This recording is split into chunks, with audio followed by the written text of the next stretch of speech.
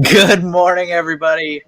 Welcome back to the Doodle Stream, where every Friday across Twitch, YouTube, and Facebook, we spend 3 hours together while I attempt to doodle out your ideas and suggestions from the chat. I pick the theme and you pitch the ideas most of the time. I'll talk about that in a second. And Nick is always jealous of my awesome theme song. I love my theme song. It actually gets me super hyped every time we live stream, but maybe that's just me.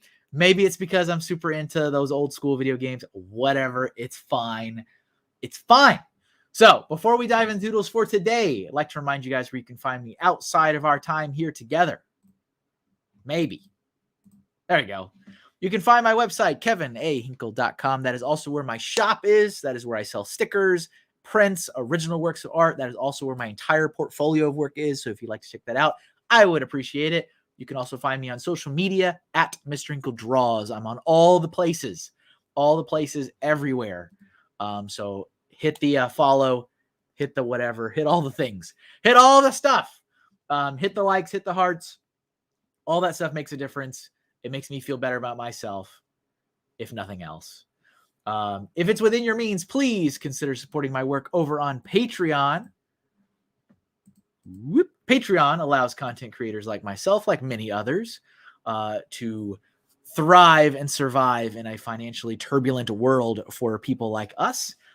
You can pledge financial support for as little as $1 a month or all the way up to $50 a month.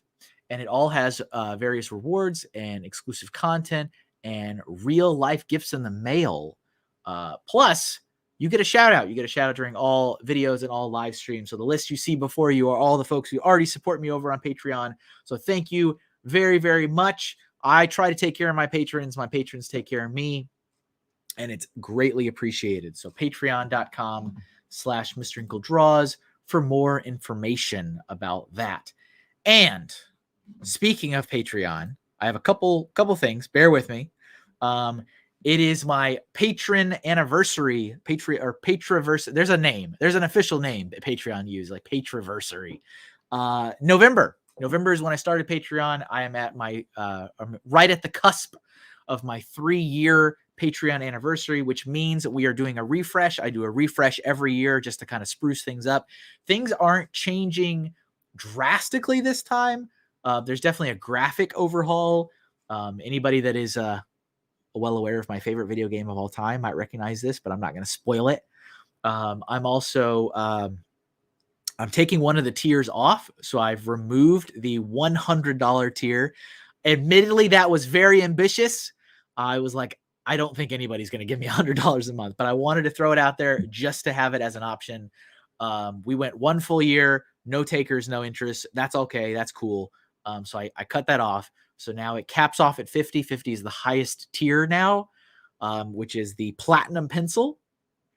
And the reward for being a platinum tier patron is still the same, which means you get everything. You get all the things. Everything I make and sell is yours. So you get an automatic allocation of all products, every sticker, every print, enamel pens, whatever you name it, it's yours. And then you get one set aside for you every time I launch something. So I think it's actually a really good value. It is $50 a month. That's a lot of money, but you're getting everything I make. And I make a lot of stuff a year. Man, how many stickers did I do this year? I think I did like 60 stickers this year, 8 art prints, enamel pen. There's a lot of stuff. So I think it's a good value, but of course, check it out, see if it works for you. One of the other huge thing that's changing, the $5 tier, that is the bronze tier pencil. You will now get a sticker in the mail every single month. So every single month you will get a letter from me in the mail, and it will have a mystery sticker. So I have a lot of stickers that I sell. I am up to 115, I think, different designs. I just ordered 3 more yesterday. So there's a lot of options. And if you pledge your support at the $5 tier, from now on, you'll get a mystery sticker in the mail. So I think that's really cool. The $10 tier is kind of staying the same, except there's a brand new enamel pen, which is much larger than the last one. I think it's nicer. So you'll get a free enamel pen. You'll also, of course, get the sticker in the mail every month. And the gold tier Again, you get the pin, you get the sticker every month, and you also get a custom illustration, an original illustration made to order. So you can ask me what you'd like. I'll draw it and I'll mail it to you. So make sure you check it out. I'm putting a lot of effort in there, a lot of time and energy to make it special, to make it worthwhile, to make it worth your money, because it makes a big difference. It helps me, helps my family. Freelance is very turbulent. You never know what the next project's going to be. Sometimes I make $20, sometimes I make $2,000. It's pretty wild. But Patreon makes things stable, and I appreciate that. So check it out. Again, patreon.com/MrHinkleDraws for more information about that. And lastly, remember that this month I have an exclusive zombie Hink sticker that I'm giving out with any orders on my website. So you can buy anything, any dollar amount, whatever you want. You'll get one of these. There's only 50 of them. They're hand numbered on the back. I think I'm down to 39, I think. So there's still plenty of them, but don't wait too long, because when the month is up, they're done. So I will not offer them any other way. Don't try to wait out to the end thinking I'm going to do some. I'm not. They're done. I'm vaulting them away. They will be gone. So if you want to get one of these, make sure you place an order. KevinAHinkle.com/shop. All right. That's enough of that, right? So we're doing 80s cartoon heroes and villains today. So to help me out on today's episode, and also to help you guys out with the making sure all your ideas are getting captured in the chat, is my favorite 80s expert. We got Fazoom here. What's up, Fazoom? Well, hello. AKA Chris, AKA a man by many names. the two. I have two names. Look how many those two are. There are many twos. Thank you for volunteering some time this morning to help me out. No problem. No problem. I enjoy it. It's awesome. And hello to everybody who is already here. Brickman Mosaics Art. Ken stopped by. Looks like he's going to bed. Thanks, Ken. Doc, Funny Figs, John Y. What's up, John? The educator? The educator. Hello, educator. Thank you very much for being here. I want to know what they educate. Aerial Attacker. Hello. Ghost Frickin' Talking. Ghost Nick is trying to throw shade on my theme song, and I'm not having it. Not having it. Julian's here. What's up? Brick Smith. Minifig Nick. Hello. Is that everybody? Did I miss anyone? No, I think I got everybody. Too many. And yes, Nick is going to be here.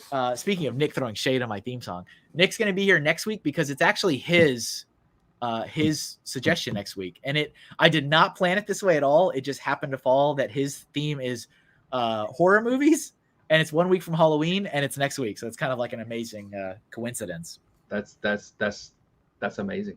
That's going to be amazing. But you should play the theme song very lightly in the background the whole time. You know what? I wouldn't be bothered at all.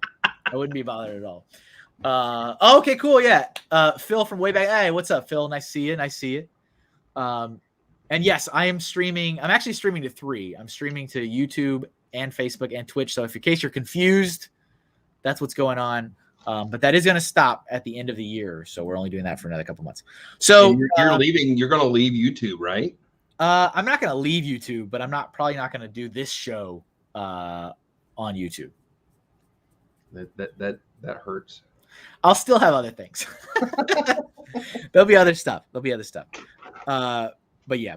So today's episode was suggested by Jynxy425, which is one of my patrons, and I've been giving my patrons the opportunity to suggest a theme for the show. So Jynxy wanted 80s era cartoon heroes and villains. Cartoons is very much in my wheelhouse. I'm all about cartoons, so I'm excited for today. But I am, I was born in '85, but like 90s was like my era of cartoons, really. I wasn't watching cartoons when I was an infant, so maybe I was, and I don't remember. But so he asked for the Cobra Commander as like a warm up. So this is what I drew before we started. It's very good. It's very cool. Aerial Attacker is like, are you seeing people I can't see? I see the ghost. The ghost. All right. So let's see what we got in the private chat. Chris is copying and pasting them, so you don't need to worry about, you don't need to spam stuff. You can make multiple suggestions if you'd like, but we are copying and pasting them. So That's right. Keep them flowing. There was a good run, and then everybody stopped. There's plenty of 80s cartoons. I mean, because I watched them all. Has to be. All right. Let's see. Yeah, let's so we'll start out with Docs. I mean, he was here, he did the first. That's fine. It's fine. All right, so Thundercats. We're gonna draw something from Thundercats. Let me search. Let's see what we got. Absorbing cartoons as an infant, and so it begins. You know, it's so funny. I guess I kind of feel like I'm an 80s child, but I was born in 71, so technically I'm a 70s child. But the culture of the 80s and the cartoons and stuff are so much more important. It was much more impactful. Yeah. I mean, even now. I bought many of those toys. Oh, there's one. One of the toys? I almost missed a suggestion. So. Oh, gotcha. All right, let's see. I think I need to do the main. Who's the main character? Is it Lion? Lion-O. Okay, I was gonna. Chitaro would be okay with me. No, I want to do the scene of him holding the sword up. Right, that's cool. That's cool. Or was that He-Man that did that? Or did they both do it? There were many swords held in many. Yes, there were many swords in the. Okay. There were many swords in the. I like that. That's a great quote. There were many swords in the 80s. There were swords. There was even a movie with a guy with the glaive that was like a boomerang sword. So Oh yeah, that's just the way it was. You know what? Actually, that's funny because that threw me off.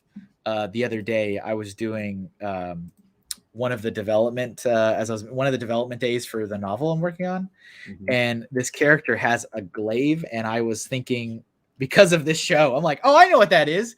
So I drew this weird triangular, starfish looking thing.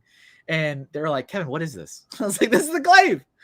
And they're like, no, that's an actual, okay, yes, but there's also like a weapon that is known as a glaive, and it's like a spear, like spike kind of. I was like, oh. I was like, that's not at all what I drew. I was like, okay. It was kind of funny. It reminded me of Ray. Ray has a pretty funny story when he was working on his comic about he had to draw a hoverboard for the character that was riding in on, and he drew like a drone. And he was like, I don't know why I thought drone was a hoverboard, but so he's got this awesome panel of her on like the little drones with the 4 propellers. And I was like, this is not a hoverboard. This is a drone. And it was a good story. But I was thinking about you that day, Chris. I was like, somebody has taught me this, and now that's information in my head, and that's now inaccurate to what I'm trying to do here. I'm glad I have impacted your life in a positive way. Yes. I do like this. I've always liked this sword design. I think it's a cool sword design. It is. What's cool about what's interesting to me is in 80s cartoons is the difference in the toy and the cartoon. Like the logo for the Thundercats is different in the wording than in the on the sword and what's in the sky, and what's in the cartoon is infinitely cooler because it's cleaner lines and stuff like that, and it's what everybody usually sees as the logo for the Thundercats. But if you look in the wording, Thundercats has a version of the logo that's a lot less cool, but it's still cool. So yeah, a couple of cartoons do that. So did they reboot this like somewhat recently? Yeah, they've done 2 or 3 reboots, I think. Okay, I've never seen it. They did that really terrible Thundercats Go that was like in modern cartoony style, and yep. Everybody, my age were like, "You're shooting our past," and it was terrible. I mean, I'll just go ahead and say it was terrible, but even my son is like, "Dad, that's terrible," and I'm like, "Yes, it is. Yes, good job, son." Good job, son. Let's see. I got my eraser on a weird setting that I don't like. What did I do? It was all like fluffy. Yeah, and it was like gigantic, and I was like, nah, it's still like that. Fluffy and gigantic. I was called that in high school. Anyway. That's one of my nicknames. Let's see. That's 3 names. Sometimes I'll switch things here, and then it's like I don't ever know how to get it back, and it's very annoying. Oh, there we go. All right, I fixed it. Let's see. Is there a specific text format for it? No, not really. You can do whatever you want. Some people that have watched the show for a long time, they'll write like suggestion, which is helpful. Don't get me wrong. It's helpful, like pick it out from like the chatter, but you don't have to do that. It's up to you. Yep. And we're getting a lot of great suggestions, but they're not cartoons. So these are cartoons like Buckaroo Banzai. I don't think had a tune, but it's a great suggestion for the 80s hero and all that kind of stuff. But it's not a tune. So yeah, see, Chris is also fact checking for me. He's a real-time fact checker. That's 4 names. Thank you very much. I had to go check. My dog was going nuts, and the bug man is spraying outside. I forgot he was coming by. So, oh, what's up, Tiger Wolf 3214? How are you? Hello. He's got like this interesting, like feathered claw thing going. I've never watched this cartoon ever, any version. So, forgive my ignorance. Howard the Duck was a comic book and then a movie that was horrifically bad, and except I will watch it anytime I would ever see it. But it's horrifically bad. But I don't think they did. I don't think they did a cartoon of Howard the Duck. It's pretty cool that he's appeared. It's pretty cool that he's appeared in the MCU. That's pretty awesome. So yeah, and voiced by Seth Green, right? Right, which is perfect. That's just spot on awesome. So. Yep, I would agree. That I need to watch that horrible movie one day because I've never seen the movie. It has what's her name from Back to the Future? Back to the Future, right? Yes, and yeah, there's that moment where you're like, oh, what? They're going to do what? No, don't do that. And they did. So don't do that. Don't do that. Please don't. But.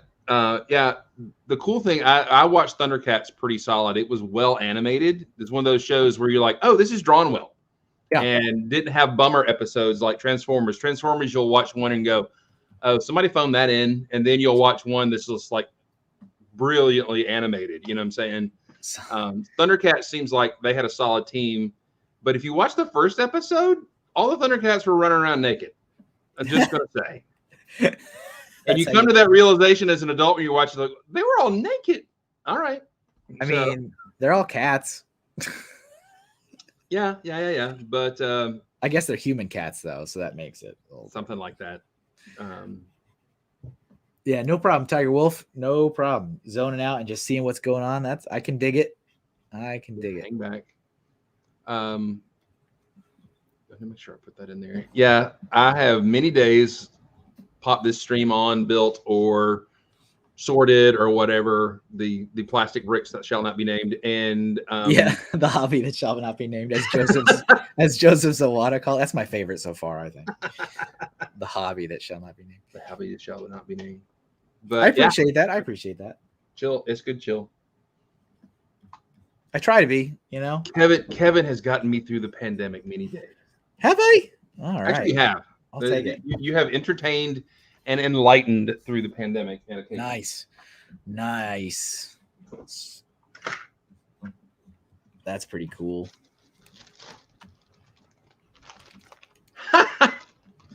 Okay, Doc and I think, are pretty much the same age, and I'm loving that suggestion right there. I'm going to. I don't know if I can have any undue influence, but I'm going to pop that in.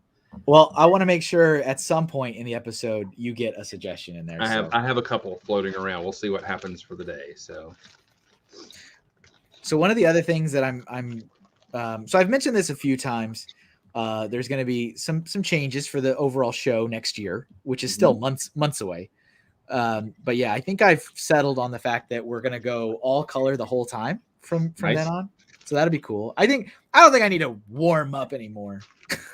I think you got this, man. I think 3 years was enough. I was like, all right. So that'll be fun. So that also means that this will be at the end of this year when I offer up the print. It'll be the last black and white print, and then I'll probably discontinue the older black and white ones too. Right. So if anybody is thinking about getting them, there's a few on the website still, but then they'll be done. And what website is that again? Oh, well, I'm glad you asked. KevinAHinkle.com. Nice. But here's a secret. If you do type MrHinkleDraws.com, that'll take you there too. But I bought that forever ago because I thought, oh, you know what? That's my username. So people might throw that in just because they think that's the website, and it'll work. I don't advertise that one. Yeah, and you probably want to keep it because you don't want some weird whatever, all of a sudden sitting on it. And the other day during Nick's podcast, he had said that he was like, it's I think it's MrHinkleDraws.com, and then he like corrected, and I was like, well, technically both those things are factually correct. So I think we need to enhance. There we go. Have you seen any of the Inktober stuff I've been doing on Instagram?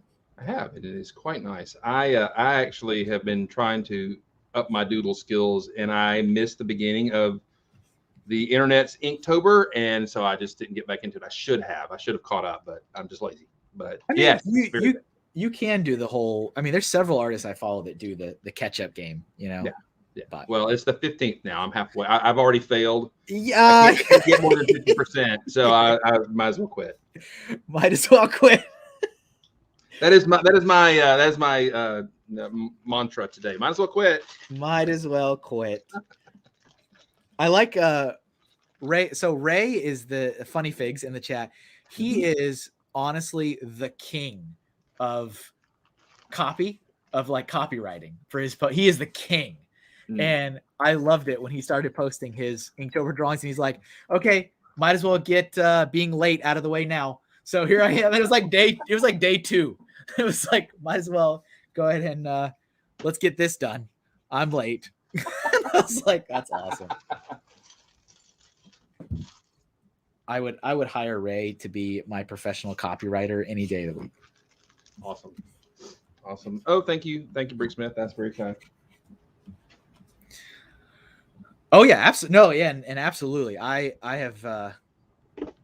am ashamed how many times I have forgotten that. I'm like, oh yeah, you do some good stuff. Oh, you mean like the time when I presented you a drawing and you go, oh, who drew that? Yeah, that was great. I mean, it was not like, it was innocent, but I was like, oh. Yeah, I was like, I think I asked you who did it for you or something. Who did that for you? Well, I did. Thank you for noticing. It was great. It's good. You got some good stuff. Got to draw more often, man. I do. I mean, I have my sketch pad that I've gotten to where I carry a sketch pad in my backpack all the time. Nice. With a good. I've enjoyed drawing with a brush pen, which I never have, which is what I've been doing. And so it's just pencil and brush pen, and it's fun. I'm trying to find one that I like. Some are very stiff, some are very loose. So I'm trying to figure out which one I like. Yeah, you got to do a lot of trial and error. I'm thankful that like art college got me through a lot of that trial and error with supplies and stuff. So now I'm just like, well, I like this, so I will forever use this. Right. See, I was in industrial design for a couple of years at Georgia Tech, and we did a lot of marker renderings and stuff. And I even had they came up, this was in the late 80s, early 90s. They actually came up with the markers. You could actually get a spray attachment, which then was like a toy or something like that later, but you could spray the markers and do marker renderings and stuff like that for products. And that was fun, but I did not have enough backup training before that to really be successful there, because they were expecting you to already be at a certain level and I was not. So I learned a lot and enjoyed it, but it just was not going to be where I was going to find success. So I did not stick with that degree. Yep. It also means though, here's the thing I think is super fun about being an artist is that the situations that are not necessarily for an artist, you get to be artistic. So like I remember in my days in corporate America, boy, did I have the best PowerPoint presentations out of anybody. They're like, man, like I always got compliments on how like nicely they looked and how the cool effects and people were always asking me like, where did you get that graphic? And I'm like, I literally made it. They're like, oh, and I remember like, even when I used to work in a grocery store, I love making the signs look really not, like you can find all these scenarios where you can use your Right. artistic talents. Yeah. Oh, I love those guys who come in and paint pictures and do the lettering on grocery store windows or old school grocery store windows. Seeing that, I love that stuff. Oh, hey, what's up? We got a raid. Do we get a raid? Whoa, raid! Welcome everybody to Tricky Bricks. Hey guys, how are y'all? Hey, thanks for. I was like, wait a minute. What's happening?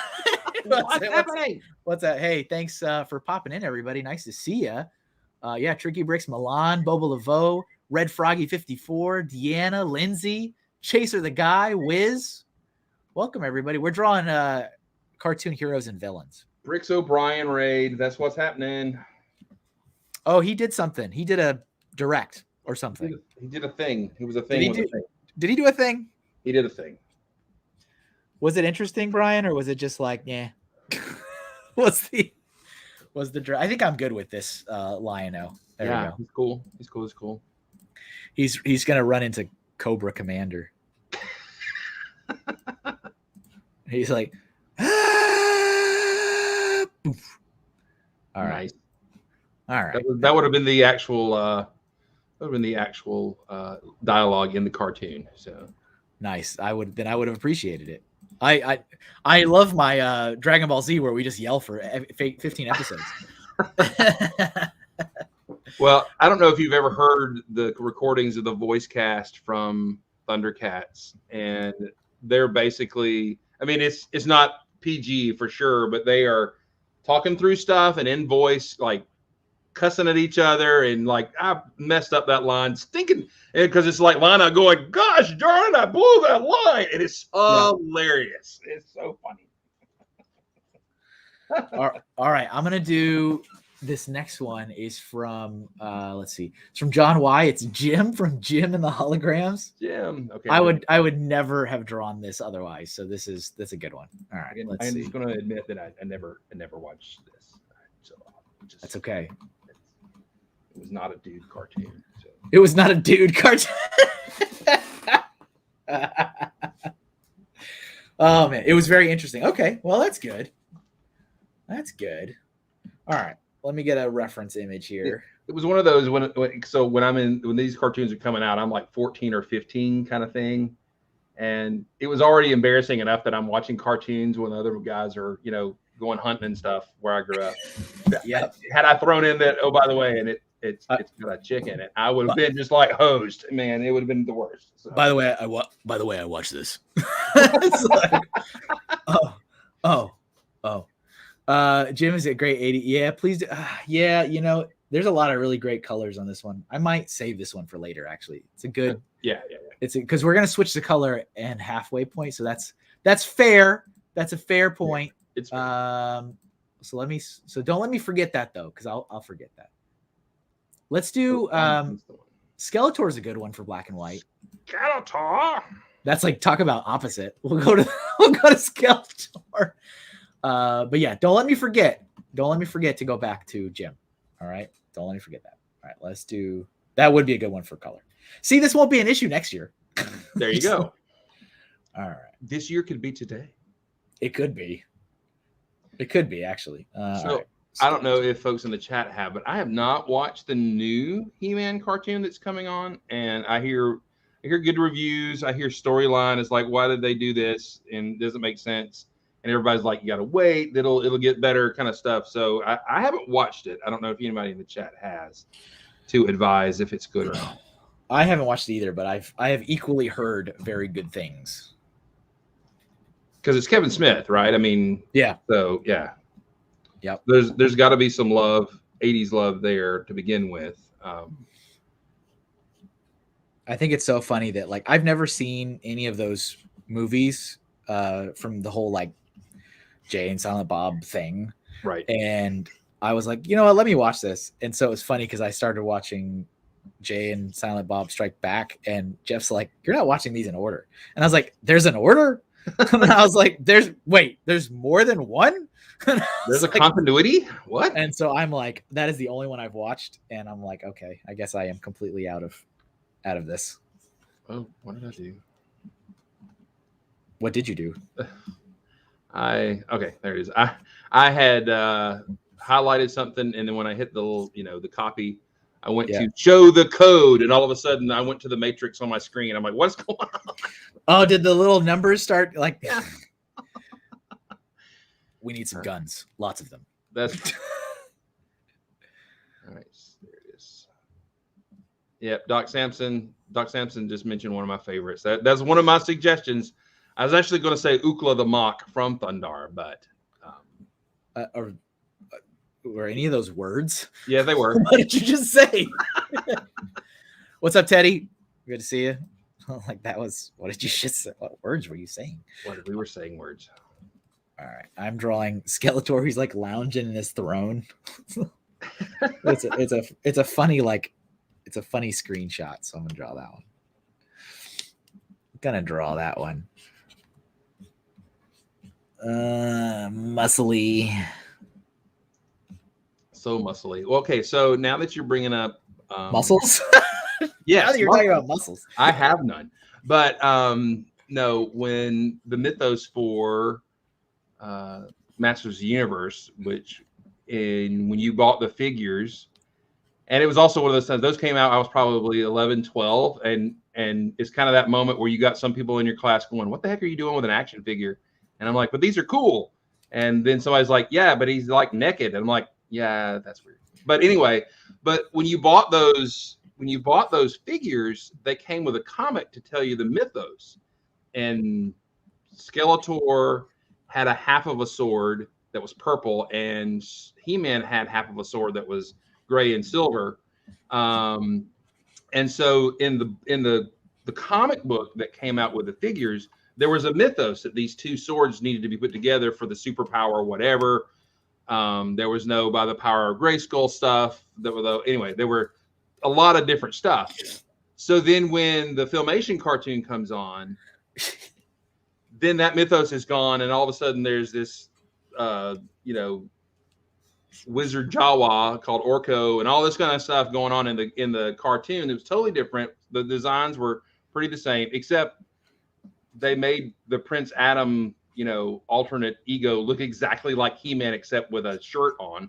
But anyway, so the mythos is different, and then they finally make a movie with He-Man, and then they totally jack the mythos again and retell it. And it was amazing that He-Man was as popular as it was for how much they goofed it up as they went through. So interesting. Doc's like, yes, those were words.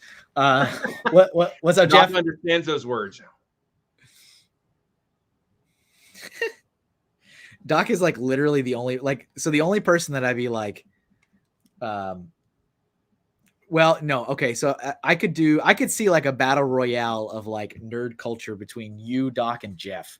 I'd be like, all right, throw him in the ring. Just throw him in the ring. Let's see I don't know who's more qualified. One of them will win. Well, actually, I think if you put me and Doc and Jeff in a room to see who could quote Star Trek II, The Wrath of Khan the best and most accurate, that would work. I think that would work. That'd be like, you got to put some money on that one. Yeah. What's up, Bama? Bama Bricks is here.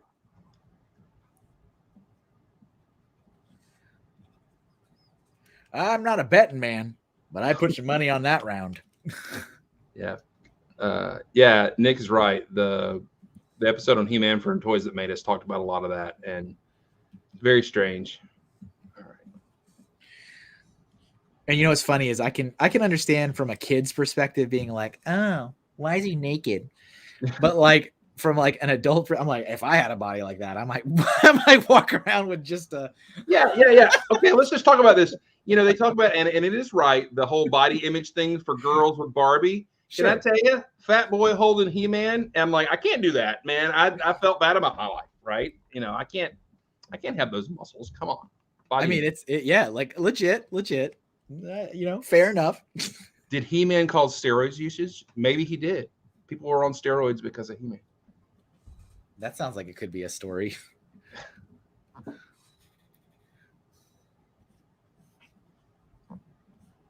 Yeah, that's right. That He-Man was just kind of there. And then the interesting thing about He-Man is all of a sudden you've got basically 4 or 5 characters. And so they're just starting to stamp out a whole bunch of weird villains and stuff that got. I mean, they had Skunkor that was like a skunk man or something. Like that. It's crazy. That's crazy. What? It happened. It occurred. It occurred.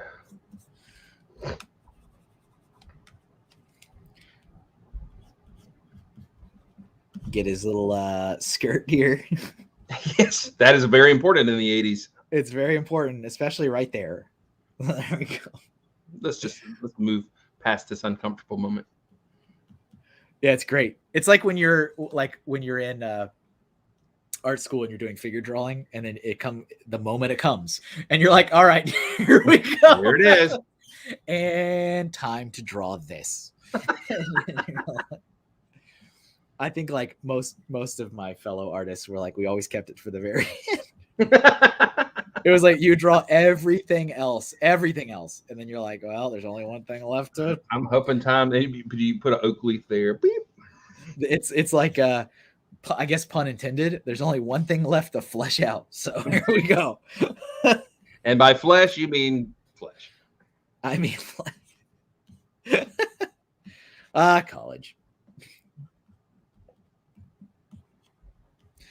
Since I was an animation major, we were required to do figure drawing all 4 years because of anatomy and figures moving.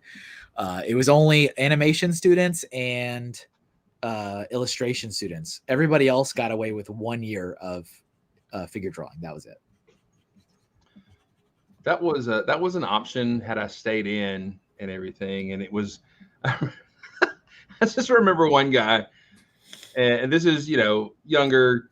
He's like, you should, I was like, do you girls, guys in there? What's the deal with that class? And he goes, yeah, but they're never hot. So, okay. Well, it's funny is because, I mean, here I am, a college guy in college drawing naked people and my college buddies. And I remember one day we had this moment of reflection. And I don't remember if it was me or one of my friends. I don't remember, and I know I've told this story before. One of us looked at the other one and we're like, do you think they're ever going to bring women into this classroom? Because like it got to a point where it was like, I feel like I've drawn so many naked men now. I think I'm good. I think I'm fine. I think I've done enough of this one. But it was cross those legs, buddy. There you go. It was a lot more rare, actually. Like I can say in my entire 4 years, it was a lot more rare for women to show up as the model than men. It occurred, it happened, but it was a lot more rare. It occurred. Let's see. Oh, and thanks for sticking around, Ken. I know you said you were going to go to bed, so I don't want to keep you from. I don't want to make you sleep deprived, but thanks for being here and throwing some suggestions. So this riveting conversation and entertainment is keeping him awake. Yeah, don't deprive yourself of sleep just on my account. I'll say the number of suggestions has gone up tenfold since Jeff got here. I appreciate it. It's awesome, but they're rolling in now. Nice. That's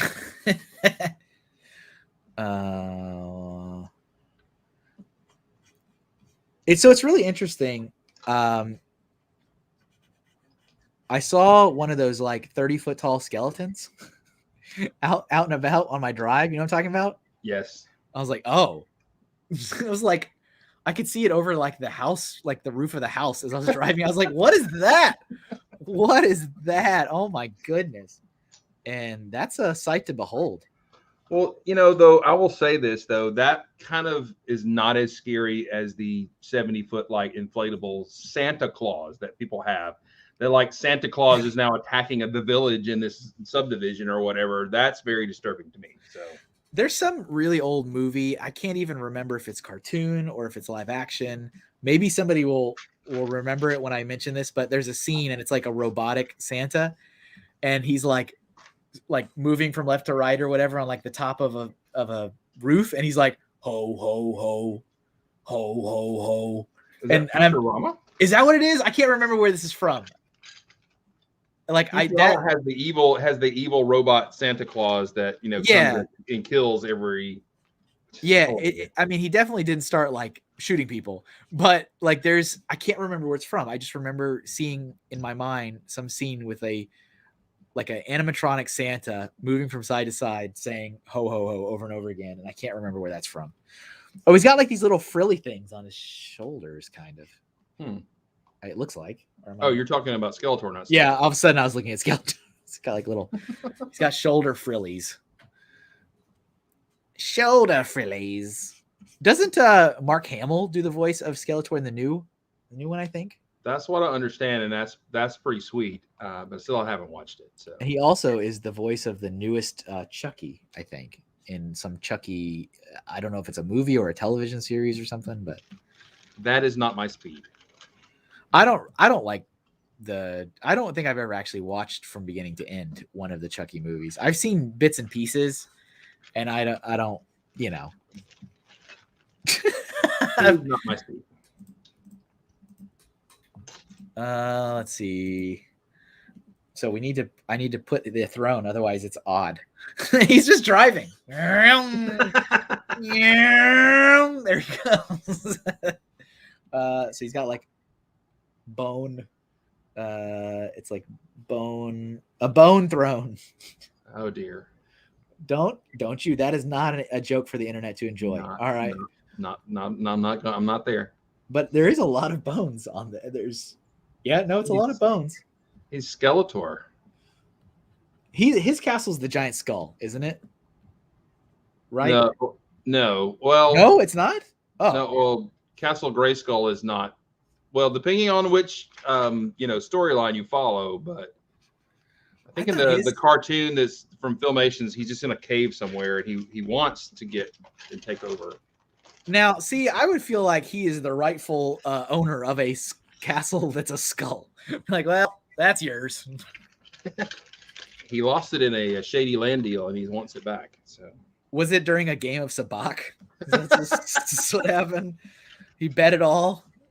Can I just say something about the movie Solo, which had good parts, bad parts. I understand, but everything important that we know about Han Solo happened in like 3 days. He got the Millennium Falcon.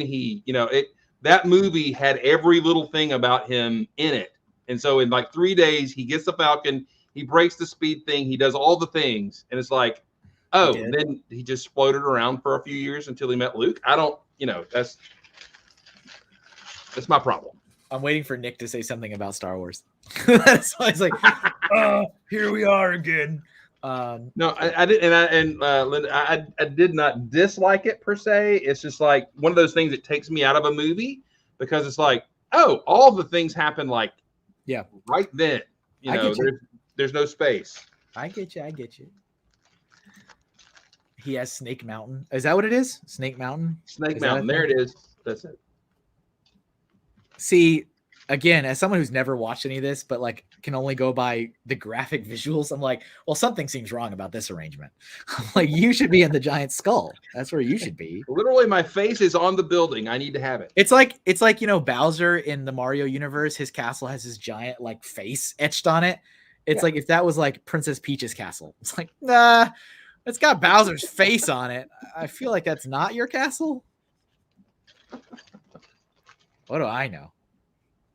Well,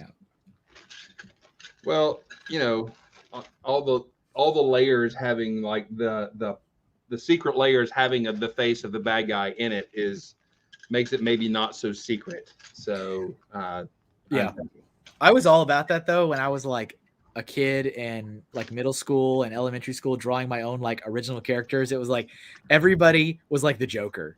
It's like, well, of course you're going to have a car that has your face on it, and you're going to have a secret layer that has your face on it, and you're going to have a belt buckle that has your face on it. And all your henchmen are going to have jackets with your faces on the back of the jackets. Like that's how you do it. Yeah. Right. That's how it's done. All right. I think I'm going to do, I'm just going to color all this black for this down here. Nick made the comment. Oh, did it happen? It happened. Here we go. You know what? I can't wait when Nick is here next week. If somebody's like talks about it, because then it's like you can steer the conversation, my friend. You have the reins. You have the power. All right, that's our Skeletor and his throne, and his skull throne. All right, all right.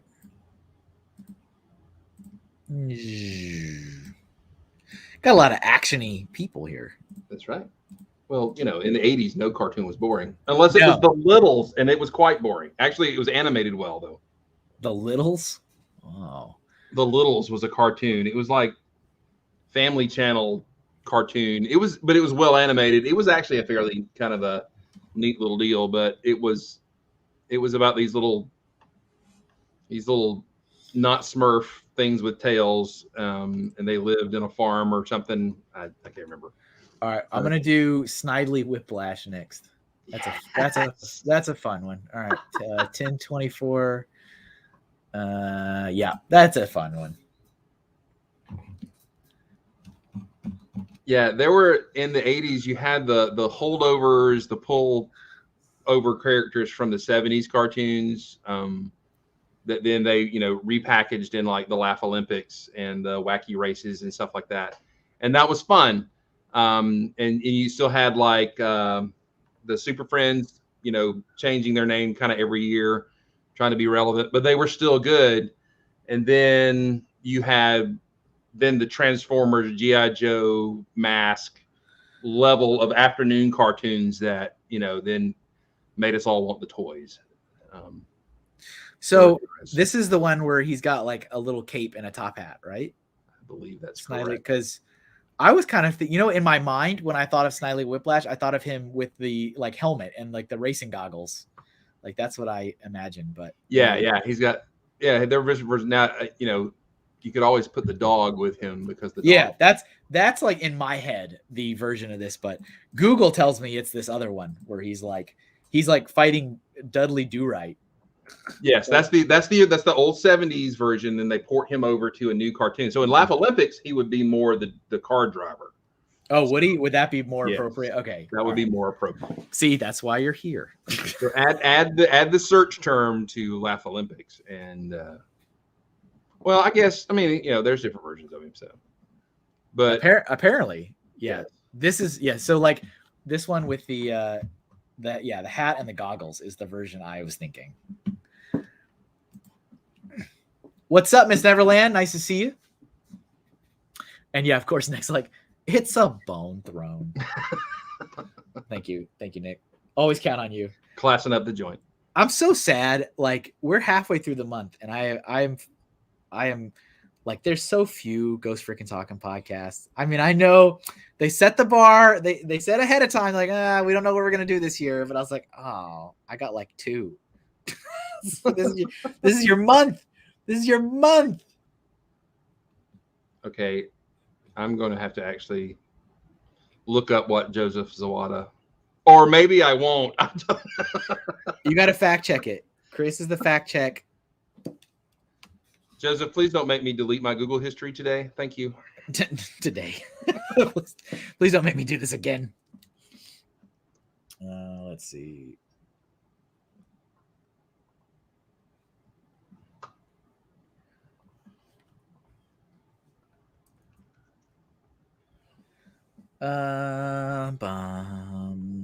Okay.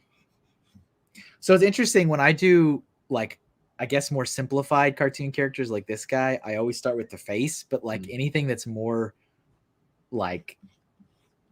realistic, I always leave faces for the end because I find them the hardest to draw and or at least hardest to get the likeness I want. Right. But on a cartoon, I'm like, oh, that's where we're starting. We're going right there. It's very interesting. Mr. Neverland, that has not been suggested. I will put that in.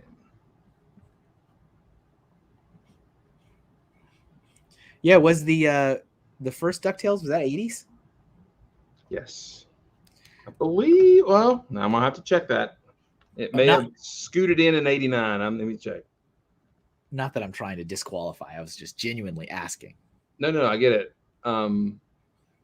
all the Disney animation stuff like that came when I was then, you know, in the late 87 DuckTales, the original DuckTales. Yeah. But that was when, you know, I'm like was Jake's age by then driving, and I'm like, I watched Transformers. It was cool. I'm not watching the kiddie cartoons. I'm you know, that was not cool. So it was well animated though. I appreciated that. But. I'm not watching this. This is not a dude. This is not a dude cartoon. It's not a dude cartoon. What's up, Golden Light? How are you? Kingpin, I don't know if there was an 80s version of him in a cartoon. I'm trying to think of the Marvel 80s cartoons. Don't know if he was, but Spider-Verse would be later. They were focused on the 80s there. So. And shout out to Golden Light. One of the Golden Light and John Y, I think, are the two names I've recognized that have been at all of my live streams this month so far on Instagram. So shout out to you guys.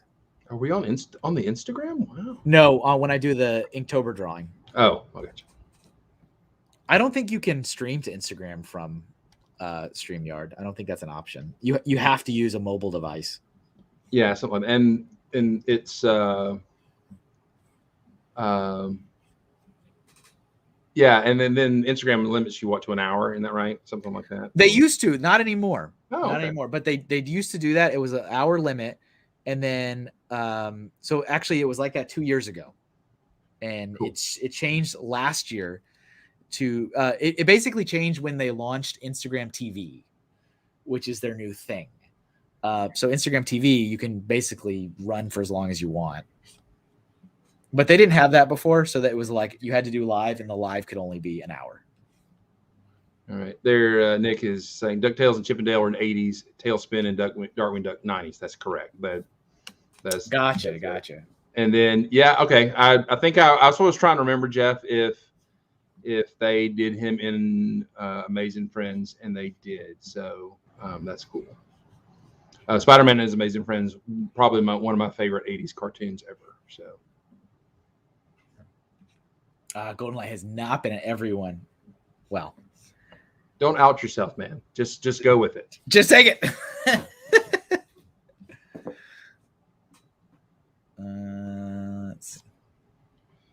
Okay, Joseph and I watch different cartoons, and I respect that. But that's your response. Like, okay, all right. I'm totally good with that. But I didn't watch anime stuff until, you know. But I've never really watched a whole lot of it. Although I loved Battle of the Planets, which was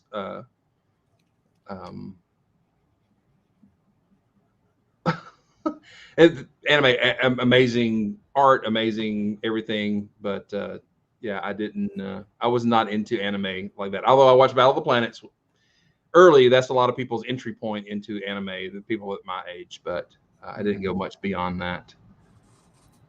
Oh, I need to see if I put that in here. Yeah, I did.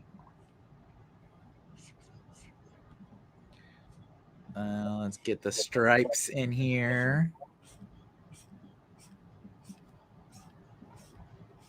It's really cool. You captured that cartoony evil very yeah. well. I love it. Oh yeah. And we got to do the thank you. We got to do the mustache twirl.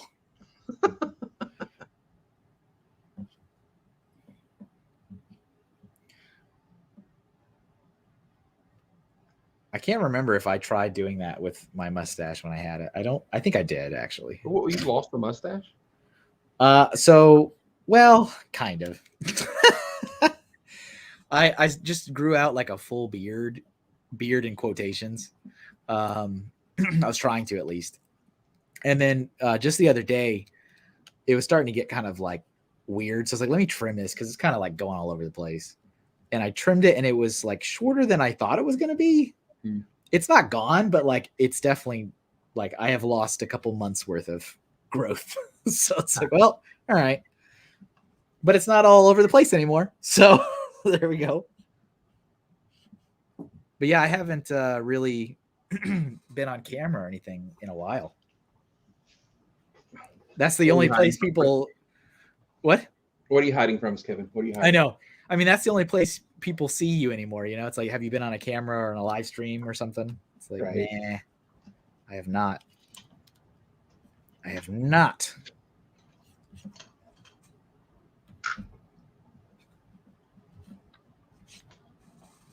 I love how when you're sorting in the hobby that shall not be named, that you make a bigger mess than if you had just kept them in the bin.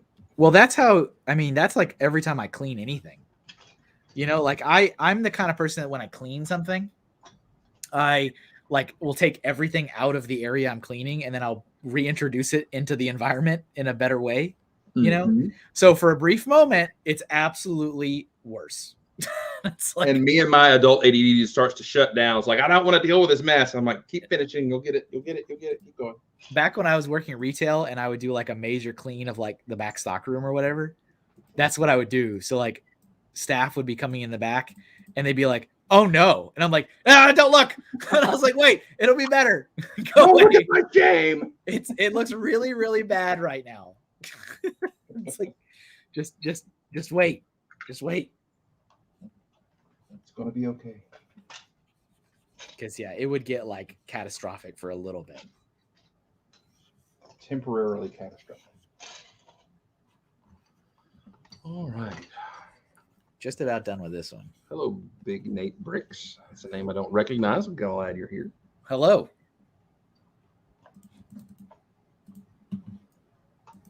Hello. Hello. Let's see. Yep.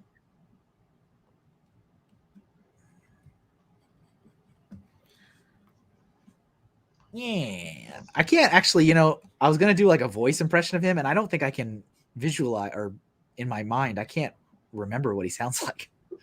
It has been a while. I know the dog. I can hear the dog laughing right now. Right. Yeah. But like, I can't remember what he sounds like. That was, I can remember as a kid, you know, everybody wanted to do that laugh. And basically, if you had a slight cold, it made it better. You could, you had the skill set. Exactly. I have an art question for you. Yeah, go ahead. How hard is it switching from basically real pencils, pens, and stuff to your tablet? It's not hard. It's just like mentally you have to be prepared that there's certain tools that I don't have available to me in the real world. Right. So like, for example, when I was doing the prompt the other day for Little Guys from David Pagano, and I did like the guy with the glasses. He's like very like perfectly symmetrical. And if I was digital, I would have just drawn half of that and copied and pasted it. But I can't do that in real life. So I'm like, all right. And so that's kind of like, I just have to remember that like, I don't have some of the tools available to me. Right. And then also you see this kind of stuff a lot. Like here's an example. Like, I'm going to draw this face. I'm going to draw that nose. Nope. Wait, oops. Nope. Nope. Nope. Nope. Nope. Nope. There it is. You know, and like, I gotcha. And that's like, you just get used to having these shortcuts, I guess. And so I guess the answer to the question is it's not hard. It's just like, there's a little bit more forethought into remember, you can't do this or that. So you need to do it this way. Got it. But especially because I use a tablet that has the screen built into it. So like, I see. It's as if I had a sheet of paper but it's a different if like you're using an old tablet, because then you're like drawing down and looking up. All right, let me pick another one. Let me draw something else. What do we got? I think we need a hero. We need a good person here. I need a hero. All right. Let's do one of these Jeff ones. We got a lot to choose from here. Let's see. What do we got? All right, we'll do Peter Venkman. We'll make Jeff happy. 1041.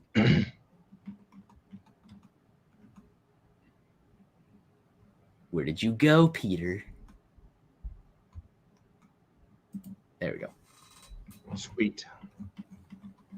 I saw a really cool, I can't remember if it was like an art print or a sticker or something where they took all of the 4 Ghostbusters from the film version, the actors, and then they also took the cartoon versions and they like spliced them together for this like thing, and I thought it was really well done. I can't remember what it was though. And don't worry, Teddy, you don't need to spam the same suggestion over and over again. It has been copied and pasted. It's in there. It is in there. You can of course suggest different things if you wish. This is Dr. Peter Venkman. That's right. Oh, there we go. I gotta make sure I have the color version. Are we in color? I mean, it's not. I mean the cartoon version. Cartoon version. Let's see. Yeah.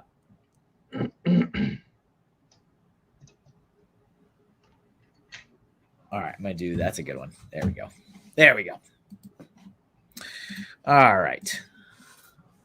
So interesting. I have much respect for this cartoon. I remember the Filmation Ghostbusters being on too, and Filmation cartoons. You know, they could be good, but then they were annoying because exactly the same voice actors, exactly the same sound effects, and stuff like that. And being older, but I loved the movie Ghostbusters when it came out. So the cartoon with different voices threw me. I kind of appreciate it now, and it's fun to watch, but I was not totally into it back in the day.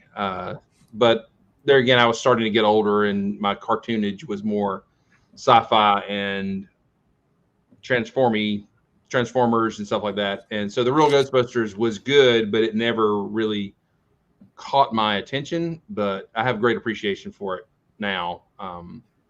It was very good. The animation style was really, really good, and it seemed to be consistent. Things like Transformers were not. Yeah, the thing I really like, I've never seen the cartoon, but I remember reading an in-depth article a couple years ago about this cartoon and also the Men in Black cartoon, which is definitely from different eras. Mm-hmm. But they both had the same issue in which they didn't. I'm not going to assume the actors didn't want to have anything to do. I'm going to assume it's probably some kind of greedy studio not wanting to pay. But right. For one reason or the other, the actors could not be seen as like you couldn't get their likeness. So you had to like imply that it's them, yes, but like it's not them. And both those cartoon series had to accomplish that goal, and both of them did it really well. Yeah, they did. Because when you put them next to each other, you're like, here's the cartoon of this person, here's this. They don't look alike, but when you take away the reference, you're like, oh, that's totally him. You know, it's like they accomplished the goal without getting too close to the line of being a likeness. Yeah. So good job on the artist and the design, like the concept designer for that. It's really impressive. Of course, the ideal scenario is you just, come to an agreement and actually show the actors in the thing, but Or you could be like that 70s Star Trek cartoon that came out, the one series, the Star Trek, the animated series, and they got everybody, but then they couldn't afford Chekhov. So they're like, we got everybody, but not you. Chris, I watched, I think 2 episodes of that, and I was like, I can't do it. I can't. This is ludicrous. And I'm a Star Trek fan. I've watched all of it, and I saw that it was on something, Netflix maybe. Mm-hmm. And I was like, oh, I've never seen the animated. Let me and I seriously watched like 2 episodes. Like, this is ludicrous. What is happening? Yeah, the cat lady with the camel dude and all this kind of stuff. Yeah, it was very strange. Like giant Spock. I'm like, what's happening? Yeah, don't talk about giant Spock. But I mean, there were some good episodes in it. One of them, but the funny thing is, they brought Caning in to direct one or write one or something as a oh, sorry, we can't afford you to talk for 30 minutes a week, but could you direct one? And yes, the animated series is rough. I do have the CD box set because it looks cool, and it is hard. It is hard to watch. Now, as a kid, I loved it because I could watch Star Trek, but I'm like, why is the music not right? And I don't understand. Yeah. Hey, what's up, Aaron? Welcome. Yeah, that's always as a viewer, you're like, I'm confused. But and it was Filmation, so it had the same sound effects as all other Filmation cartoons. I mean, it was weird.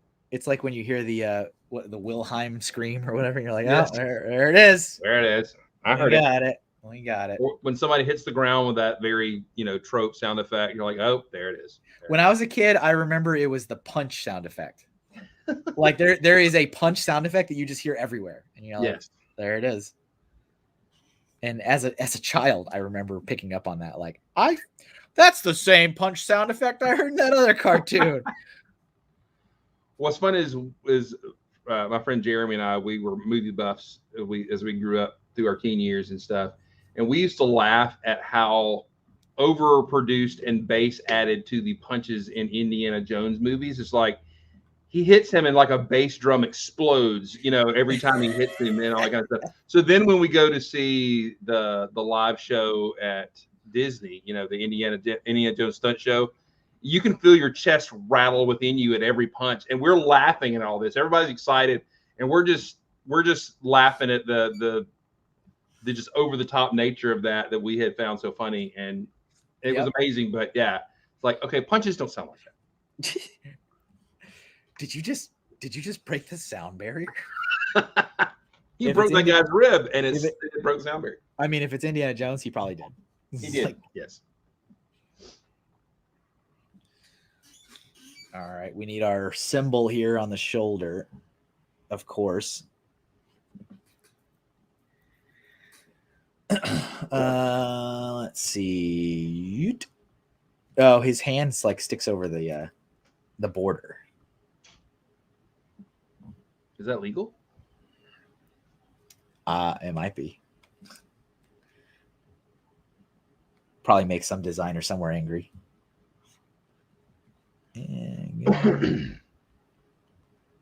Yeah, that's right, Jeff. They were throwing back to the old Pulp Adventure stuff and everything. Yeah. I get that. But it was amazingly. It's one of my favorite movies, but it was also just super hilarious. All right. Hello, now let's get his face in there. Larry Legend is here. Oh, what's up, Larry? Were you there? There was one episode where I had a guest on. I think it was when illustrious VAR was here, I think.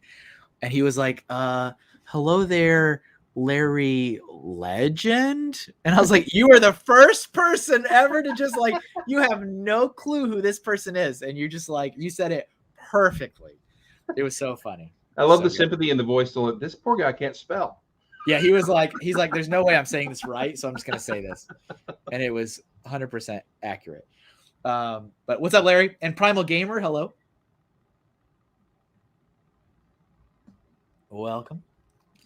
I don't like that. Let me go to the eyes.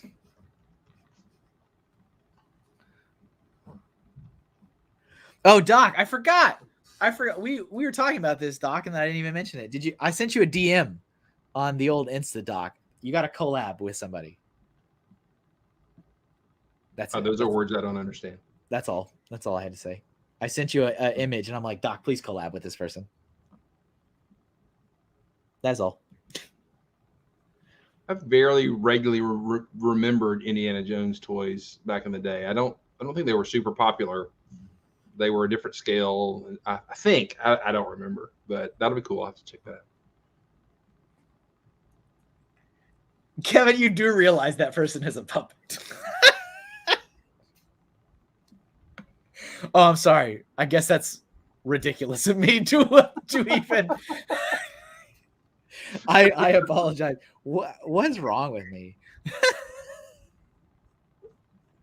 What is wrong? Yeah. Hey, by the way, Doc has not been coming around to see us old guys on the streams, man. I missed Doc's input on the stuff we're doing. Uh-oh. Miss you, Doc. I love you. Uh-oh. I love calling people out, and this is the best time. Doc doesn't love me. Well, what a call. I love it. You do realize that person is a puppet. I'm like, oh, my apologies. My apologies. I forgot.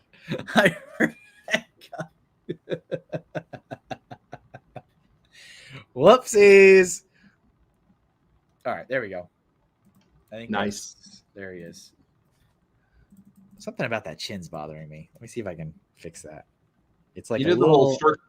the whole circle of life when it comes to Venkman in the cartoon. Venkman, the voice actor for Venkman in the cartoon, was the same one that did Garfield in the cartoon.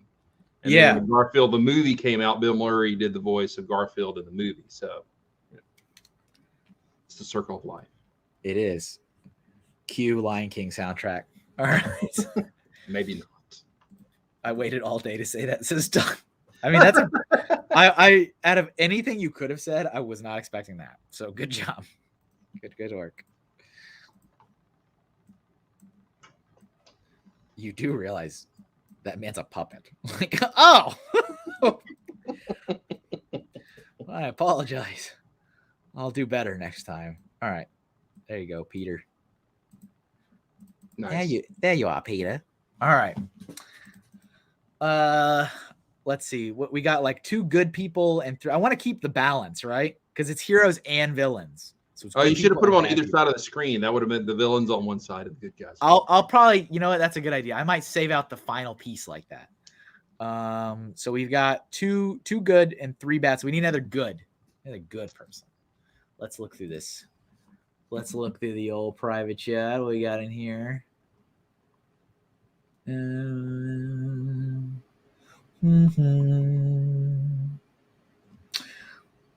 Yeah, Gizmo Duck's a good one, actually. Yeah, that's what I'm about to suggest. That was amazing. That is a good suggestion. Let's get let's see. Miss Neverland suggested that one. There we go. Yeah, I called out my dog right now. I mean, you do realize that's a puppet, don't you, Chris? I mean, I'm sorry. That's a whatnot. I apologize. I'm the gatekeeper today. I told him to do that. I said straight up, I was like, I'm gonna need your help, Chris, because I don't know. You let me know if it's real or not. Gizmo Duck. Oh, that's a good one. There we go. It's there has not been many Transformers. Although, have you put the kibosh on Transformers enough that people are afraid to even suggest? I mean, I haven't, but I have drawn a lot of them. Then yes. So I'm not like going out of my way to say no, but I'm also, hello, Peter. Hello, Peter. All right. I like drawing duck bills. Like there's a certain that should be your when you get a text, that should be your I like drawing duck bills. That should just be your that's an audio alert. It's just like something about drawing it is fun. I don't know. It's got like this fun like little style to it. Yes. I was actually just thinking about that the other day because I drew Donald, like a robotic Donald Duck, and I was like, drawing duck bills is kind of fun. So you were just sitting one day and you're like, I like drawing ducks. And it was a good day. It was a good day that day. Kevin's going bye-bye, everyone. I just want to let you know. Oh yeah, that's confirmed. Confirmed. And let's see.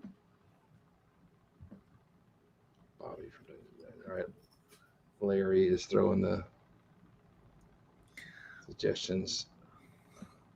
Yeah, I don't know if you've ever seen the Dungeons and Dragons cartoon of the 80s. It is so very good.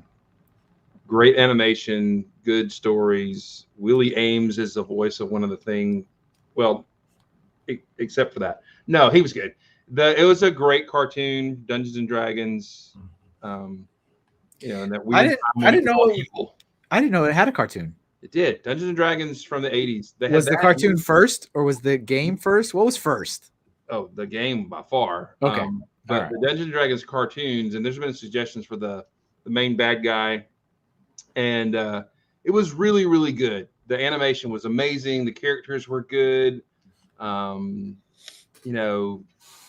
was not all like heavy mystical Dungeons and Dragons. You had, relatable characters and stuff like that. Yeah, it was amazing. So it I don't know. I would watch that cartoon, the D&D cartoon. It's just, I think it's well animated. Me and Jeff will have to disagree. You have to disagree on that. I love how it's like the exact opposite. Like, it's a great cartoon. That's awful. Like, okay. Well, now if you were like super into D&D, you're like, what?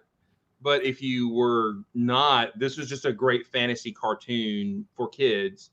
And so, you know, Were you super into it, or were you like what do I want to say? Like a passive fan of D&D, passive fan. So that's probably why. I mean, I grew up in the South. You were like in the occult if you even smelled one of the box covers or anything. I mean, but I think it's great. When I got in college, a lot of guys played it. I just didn't get into it.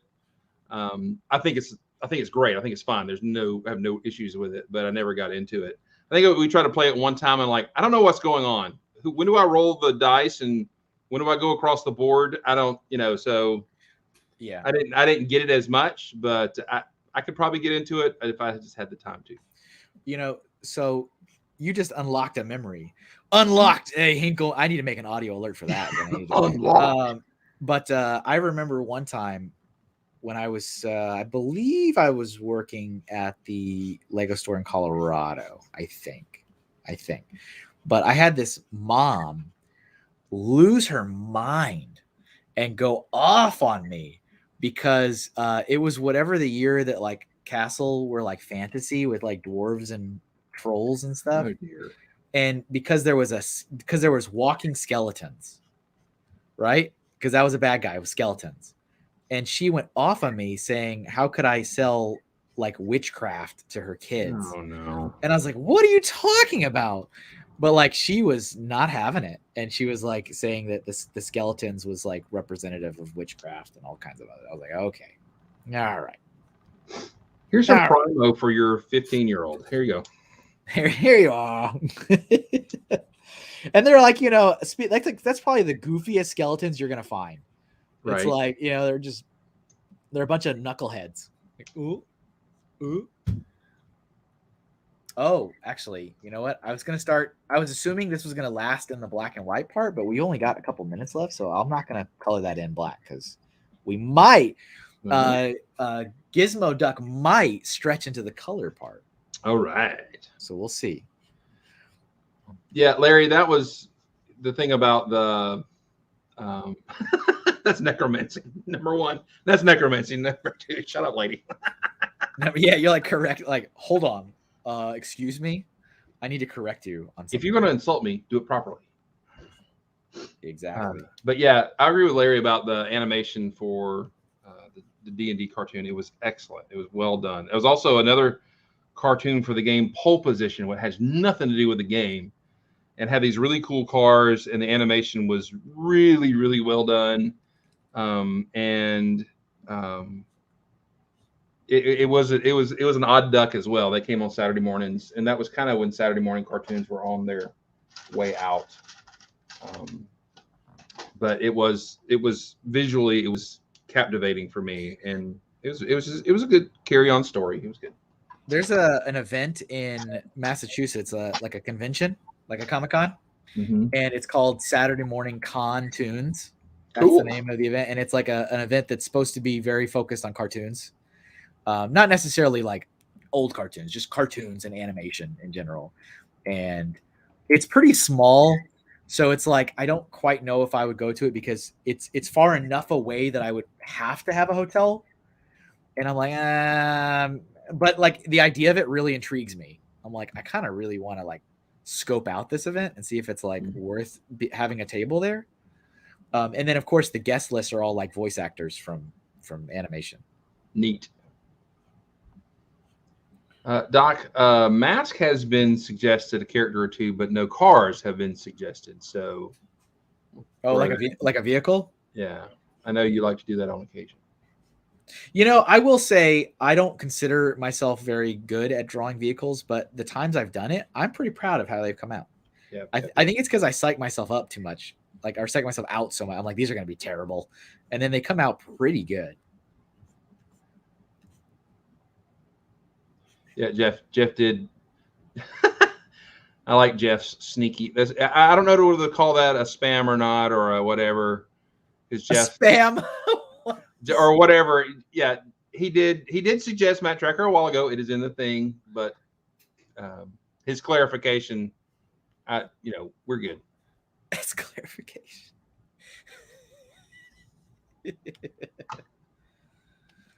Oh, hey, you know what's interesting?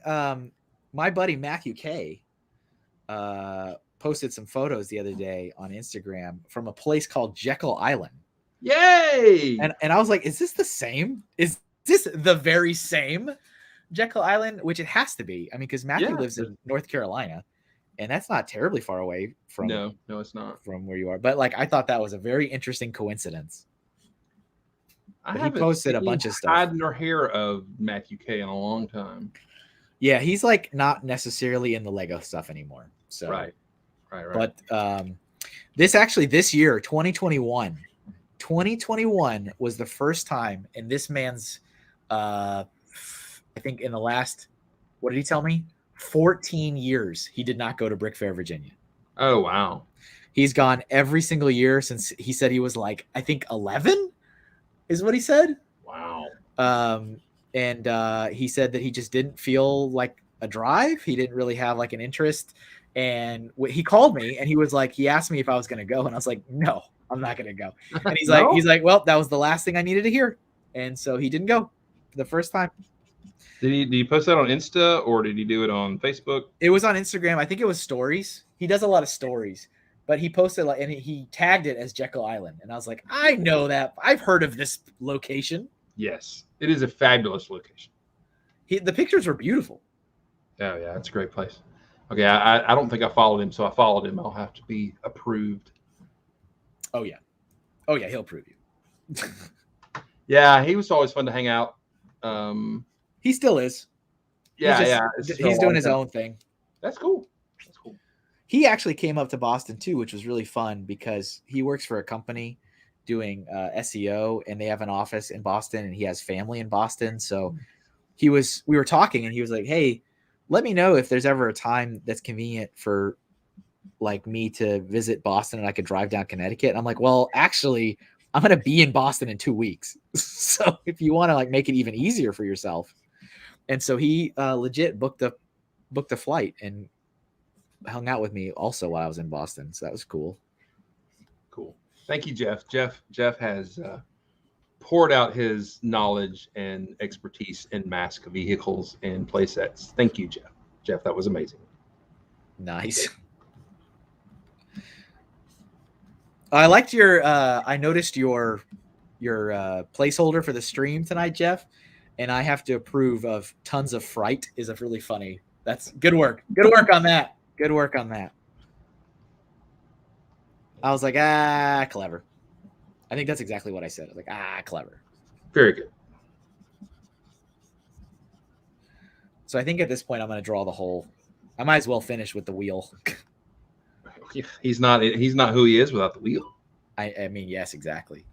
He's definitely much bulkier in the older version than he was in like the newer version. Because they kind of like streamlined him in the modern DuckTales, which I've seen. I haven't seen the older. Well, no, I've seen it, but I don't remember it. Like I remember watching it as a kid, but I couldn't, Jeff, I know there's more. We know. We know. We're aware. Ninja with the bricks here. What's up, Ninja? Throw that. Ninja got his dream come true the other day. He has been patiently asking me to draw Mrs. Nesbit from Toy Story for years. And I mean, I'm not like actively trying to ignore him, but like anytime there was an appropriate like stream that it was like, oh, cartoons or animation or like whatever, he would say Mrs. Nesbit. And it always cracked me up. I'm like, what a very interesting request to always ask for Mrs. Nesbit. And I drew Mrs. Nesbit for Inktober the other day. I think one of my favorite memes is the comparison of Winter Soldier and Mrs. Nesbit and Buzz. That just cracks me up with the arm and everything. It's so funny. Don't you see the hat? I am Mrs. Nesbit. It actually got a lot of love too. Like it had a lot of likes on social media. So people were digging it. That's awesome. So I was happy to fulfill that dream.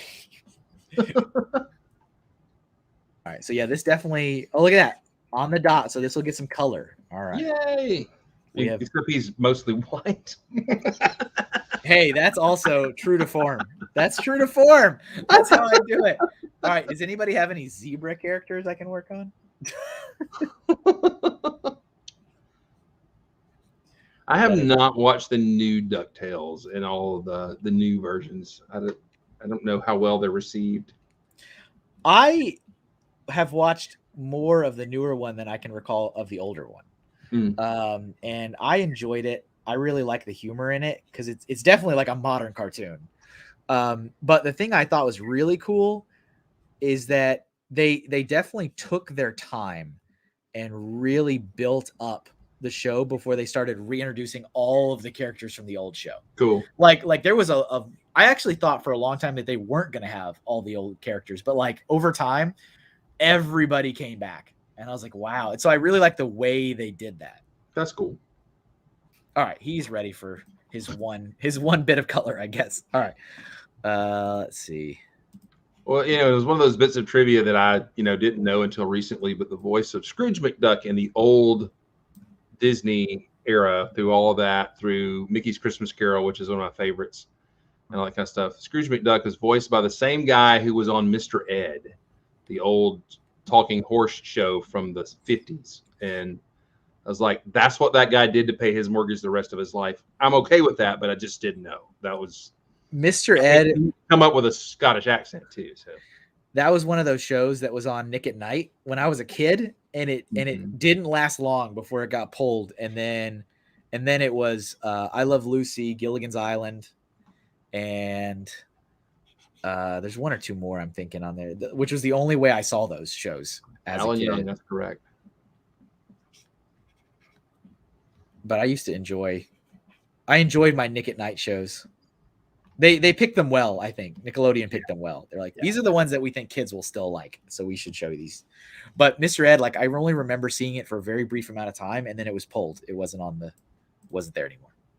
Yeah, that's to coin a phrase, that's a one-trick pony right there. That's just like, okay, the horse talks. Hey-o! Where are my pants? What are some other shows I saw through Nick at Night? I saw The Wonder Years through Nick at Night. That's where I saw that show, which was a pretty good show, I think. I would not have watched it any other way. What's something else?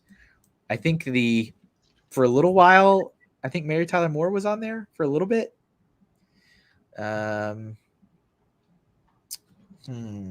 What else?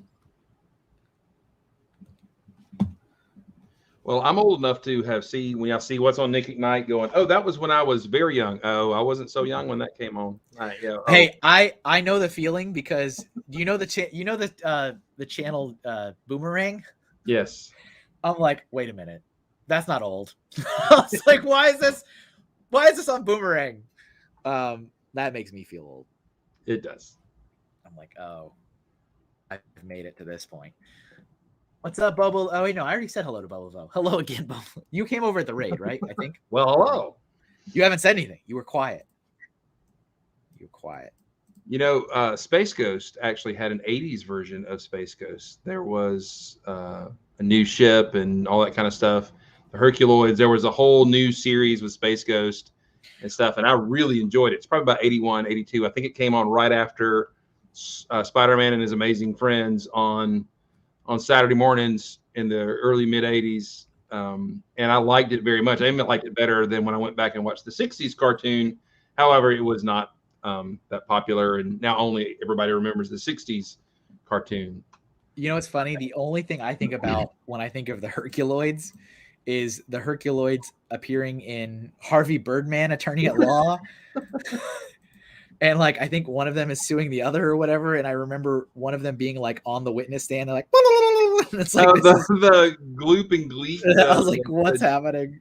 Like that's my exposure to the Herculoids was that cartoon.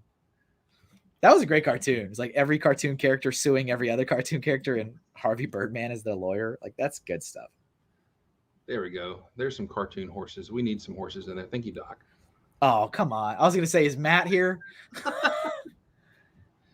He already got a horse suggestion in for Inktober that I'm dreading when I pull that one up. But so can we discuss whether this what you're drawing, is this a robot or is this cyborg or? Well, isn't it just a suit? Isn't there? He's a duck inside, and he just puts the suit on. Cyborg thing. Oh no! Here we go. That was a great day. Can I just say that was a laugh a minute day? I'm glad. On the stream. I'm glad someone was. Can you believe how many times since then, like robots? There's been 3 robot episodes, and look how many robots I've drawn for this Inktober month. Mm-hmm. I've drawn like 5. That's my thing, I think, even though I don't like that. That's like that is my thing. I don't like my thing, but it's a thing. I mean, you got to own it, right? Like, even if you like it or not, if that's what you're known for, that's going to be the thing. That's the thing. Yeah, in retrospect, it is pretty funny, but that was very aggravating day. I was like, what's happening? Why? Well, it's funny. It's with you. I mean, it's like, is he really being aggravated, or is he just kind of playing it for fun, like we're playing it for fun? I'm like, oh no, that's aggravating. Maybe we should. It's all right. It's fine. It's always better in hindsight, but interesting. All right, there we go. I think that's there he is. I like it. Oh no. Hold on. I just pulled out my headphones. I can't hear anything. What? Oh, everybody throw in some, you can make some curse words. Is he back? Okay. I should be. Okay, I'm back now. We didn't say anything. Okay, good. It's lame when that happens. Bowser? I don't know. Did you say gummy? Gummy Bowser. So I need to finish watching this show. I haven't finished watching the Super Mario Brothers show. There's also just talking about the types of cartoons, that reminds me, and you actually drew it one time, the Pac-Man. My suggestion, the Pac-Man from the 80s cartoon. Oh yeah. There were a lot of very cheap, get on the bandwagon quick for video game cartoons and stuff. And then you had the Mr. T cartoon in the 80s, which I'm surprised somebody has not suggested. And that will not be my suggestion for the day. I have a better one if we get to that. But yeah, there were some a whole lot of property cartoons that were really quickly produced and cheaply produced. Okay, before I forget myself, I'm gonna go back to Jim now. So that was at 10. Okay. That probably has moved on I'll have to copy and paste that again because that has gone too far. But Kevin, I have to ask you a question. Do you know of a cartoon in the 80s called Turbo Teen? No. I'm waiting for Jeff to mention. Turbo Teen was the fantastic 80s cartoon. It was horrible. The 80s cartoon where a teenager got merged with his car. So the teenager, if he got McElwee knows, Turbo Teen, if he got, like the Hulk gets mad, if he got hot or he got excited or whatever, he would turn into his car. he would go from a teenager to a sort of 80s Camaro. Okay. All right. It happened. That's where I draw the line. It happened. Yeah, what's up, Tim? That's a great suggestion. Hong Kong Phooey. I love that. Scatman Crothers doing the voice there was so much fun. And we've got I forgot about that cartoon. And I love his little car too. We got Brick Enforcer with just a question mark. So okay. Hello, Brick Enforcer. Yeah, when you get a chance, look up for the animation of his transformation, kind of where his face stretches out to become a car. Oh man, we all have nightmares. That's great. It's very not every 80s cartoon was a jewel. Not every great line. That's awesome. It can't all. I like to say when I talk about like bad movies, I'll say like, all right, it wasn't great. It wasn't a timeless piece of cinematic history, but you know what? It was entertaining. That's my equivalent to what you just said. Is I'm like, well, you know what? It happened. She's got some big old shoulder pads. Well, it was the 80s. All girls wore shoulder pads. Yep. There's some photos I remember looking at of my grandmother with like big old shoulder pads. I'm like, oh, that's weird. Like she was a secretary at a psychiatrist's office. And I remember being young and seeing some old photos of her, and she was like wearing like the suit jacket, but the suit jacket had like these giant shoulder pads. Like, oh, see you later, Ninja. Let's see. Oh, Brigitte Forster. No, I asked who the guest is and the topic. Well, the topic is literally scrolling on the bottom of the screen at all times. So it is 80s cartoon heroes and villains. And I've got Fazoom, aka Chris Giddens, helping me out today. Hello. So he is there grabbing suggestions if you've got any. I'm trying to kind of keep going back and forth between good guy, bad guy. My mom had so many shoulder pads. So many shoulder pads. Your mom had so many shoulder pads. I love it. It's so good. It's great. It's part of history, you know? It happened. It happened. I keep wanting to draw this shoulder smaller, and I need to go bigger. Like, it's got to be bigger. It's the 80s. You got to go bigger. Yes. Oh, yes. There was a very strange fashion thing in the 80s, and I remember, and I guess maybe part of it is from being from in Georgia and stuff, but Coca-Cola had a lot of like logo shirts and sweatshirts and stuff like that. And that was something that was very fashionable in those days, to have a Coca-Cola like sweatshirt or whatever. And I don't understand why, but a lot of us had Coca-Cola wear in the day. Interesting. It seems strange. I had a green, and I had a green sweatshirt with the Coca-Cola logo in green on it. And it was one of my favorites until my pen busted and ink went all over it. One of those dark days in high school. I'll say that probably was a bad day. It was. I don't like that hand. Well, it also got on the guy that was much bigger than me in the front of sitting in the front of me, and that was not good either. So.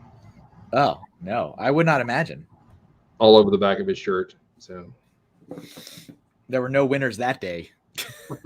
Yeah, well, I was definitely the loser in that case. So.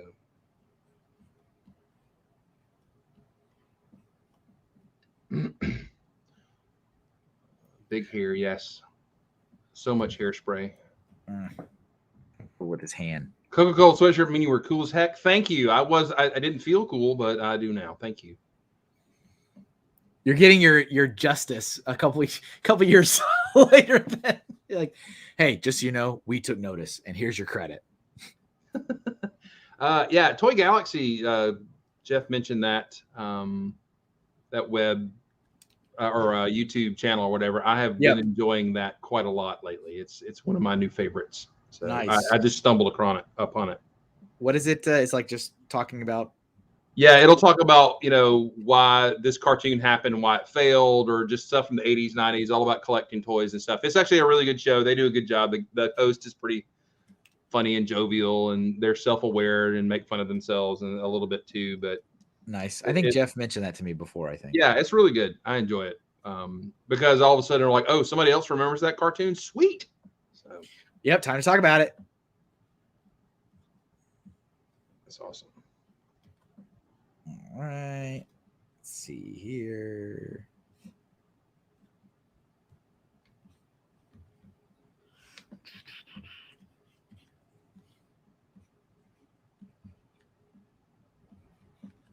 Gotta make sure I get the big nails too. It's important. It's important.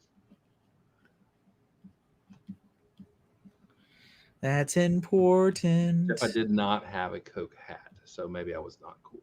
Oh, points redacted. Back in those days, I had quite a head full of hair, and if I wore a hat, being a sweaty teen and everything, my hat, I had raging hat hair if I even looked at a hat. So I did not wear hats very often. In college, however, a hat just meant you didn't take a shower, but you need to go. So screw a hat on your head and go to class. You just look at the hat and your hair is like, it's like, dang it. I looked at the hat, man. I gotta do better. I can't look at the hats. I gotta be out of the room. And in the late 80s, yeah, you went to stores to get fitted baseball hats. Like you didn't get the old school with the clip thing in the back to adjust your hat size. You had to know your hat size and go get a official Major League Baseball hat from the store in the mall and everything.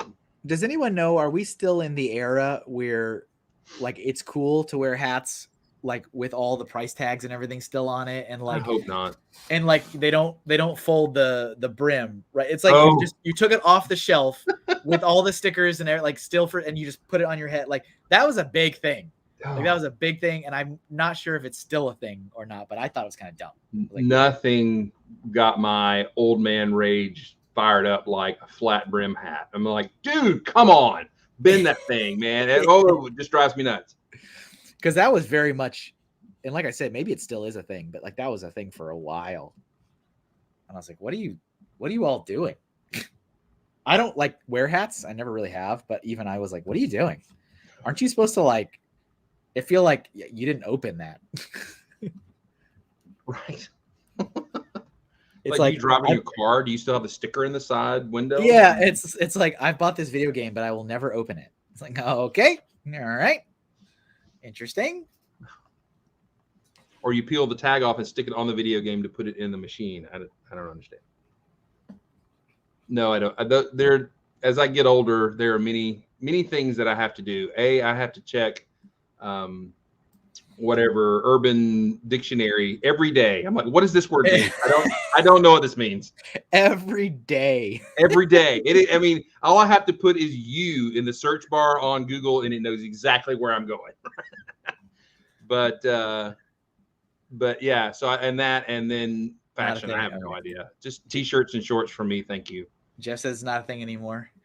Yeah. Okay, good. My kid is doing her virtual Friday class, and she just groaned when they put on an educational song about adding. Of course, that's your child, Ray. I would expect nothing else.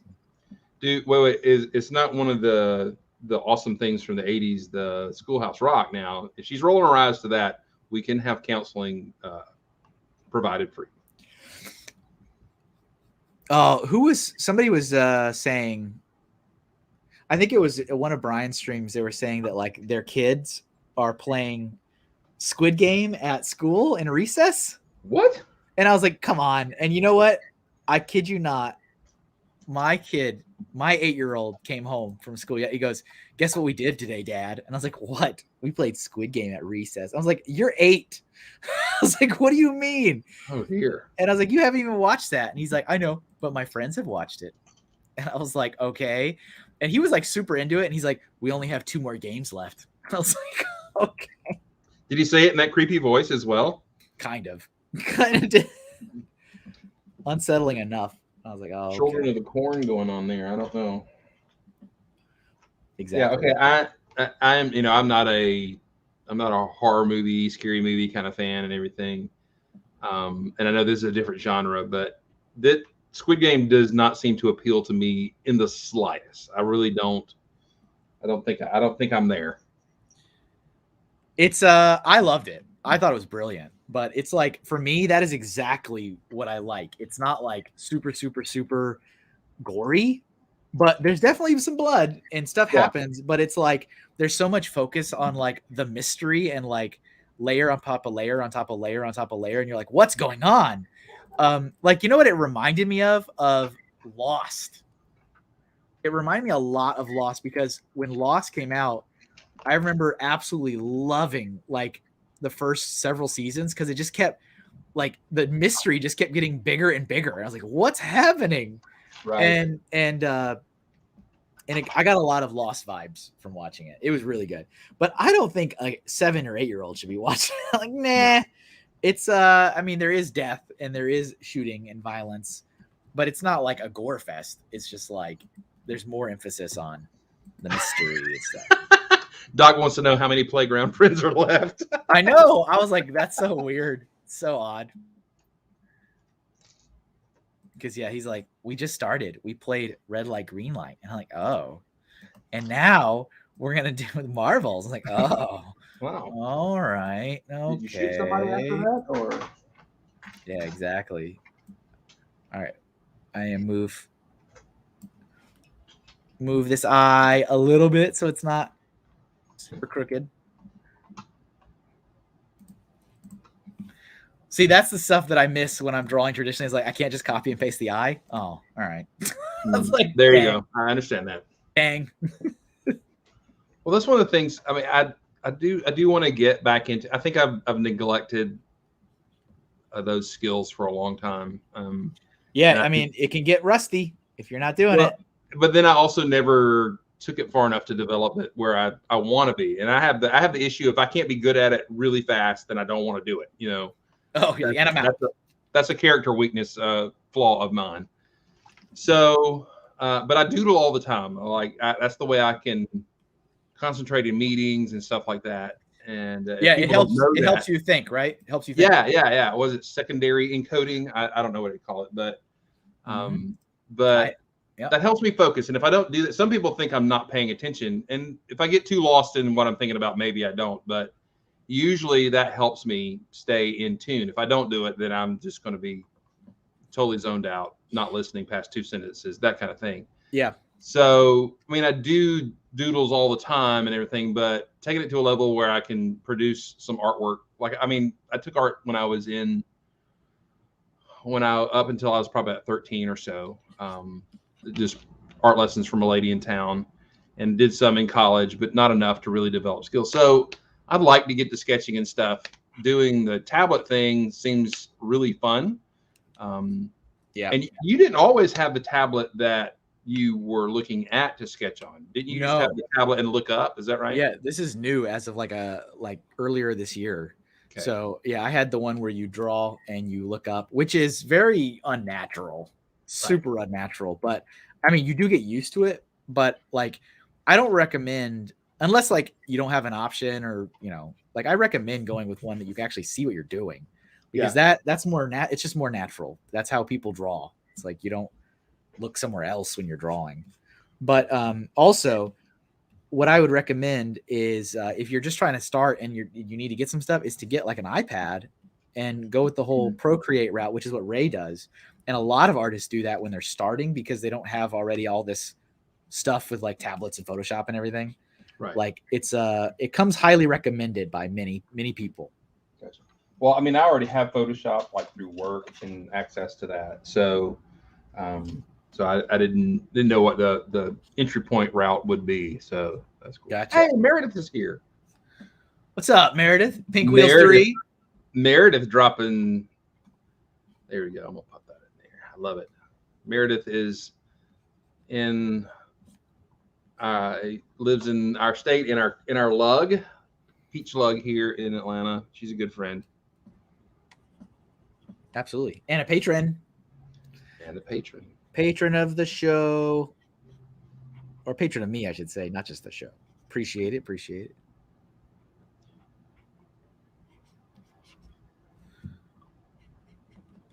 All right. Yes. Thank you, Pink Wheels, for not mentioning Min May. Thank you very much. But the back to you talking about like listening and doodling. I used to do that all the time, and I can't tell you how many people, probably like you, try to like, oh, I'm gonna catch you, and like ask you a question like just straight up in the middle. It's almost like unnatural to ask a question, right? But because they think you're not listening, and it's like, I'm listening, so I don't know what do you want from me? I'm listening. I am now drawing something that shows my derision at what you're saying because it's stupid, but I'm listening.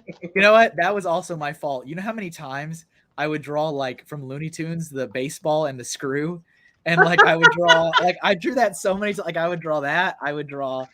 I drew myself being like very confused a lot. I was like, all right. It didn't mean I wasn't listening, but I was just like, all right. Okay. Yeah. Usually it's Batman. I'll draw Batman if I'm like I feel like being a little combative in this discussion, and it's usually Superman when everything's going okay. So there's a method to the madness. And God bless Bruce Timm for making such really good designs of Superman and Batman, also being so efficient in line that it's easier to draw.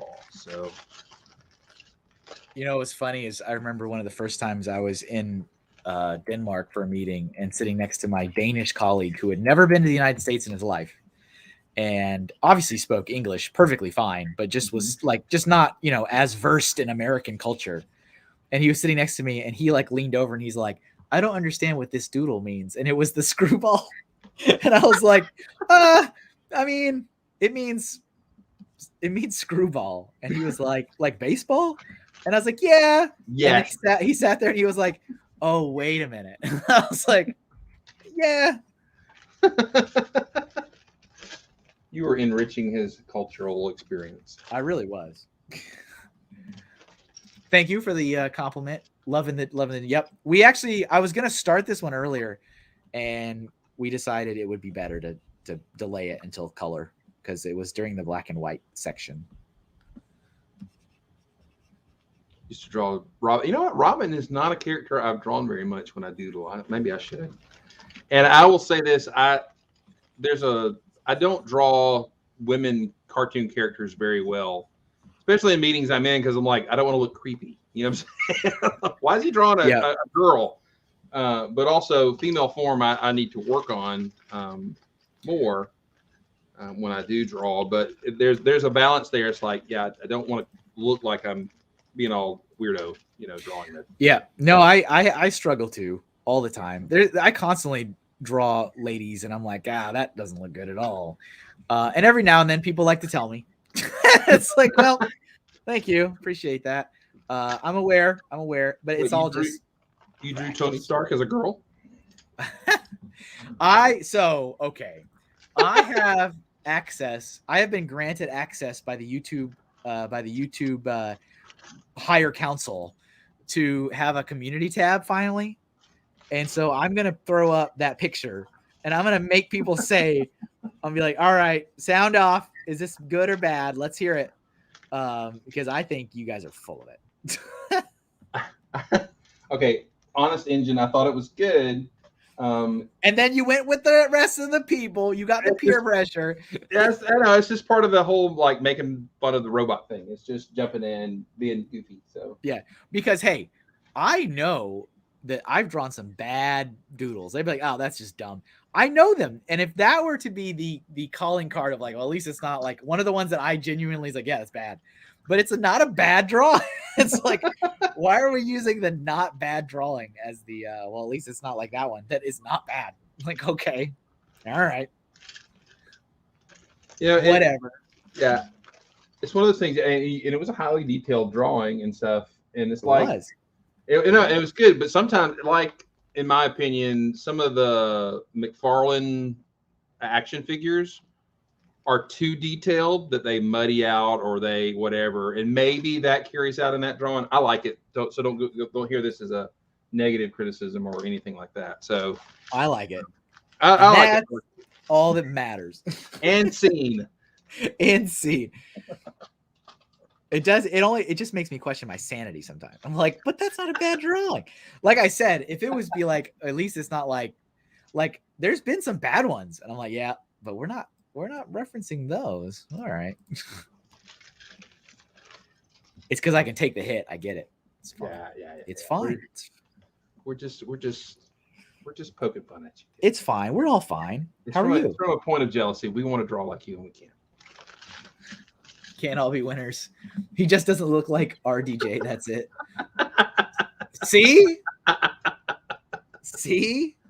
Here we go. 30-30 from Brave Star. That's a horse. Let's put that in there. Is that a horse? Is that what I have brought forth all of a sudden? I believe. Yeah. You throw the gauntlet down, somebody gives you a horse. That's an awful thing. That's a terrible thing. Let's see, a little shadow, just a little bit. But that was kind of cool. I don't know what prompted that. Like, it really came out of nowhere. I got an email and it was like, it's not a good drawing. Shut your mouth, Jeff. It is not a bad drawing. But I just got an email out of nowhere from YouTube and they were like, congratulations, you've unlocked the community tab. And I'm like, I don't understand. I have not gained. I've literally been losing subscribers like week after week after week. So I don't know what this is about. And I hadn't crossed 1,000 yet. So I don't know, whatever. Part of me thinks it's like they just lowered the threshold. And so other people will also get it soon. I don't know. My little channel has not really grown that much. I mean, I'm maybe headed to 400, 300, 400 subscribers. I'm not even sure which one soon, but I'm settled. Our little show is our little show, and we'll do what we must. So. It's a grind. It's a grind, is what it is. If that's what you really want to do, you know. Yeah, maybe. And I just like hanging out with my friends. So, I mean, it's not a bad drawing.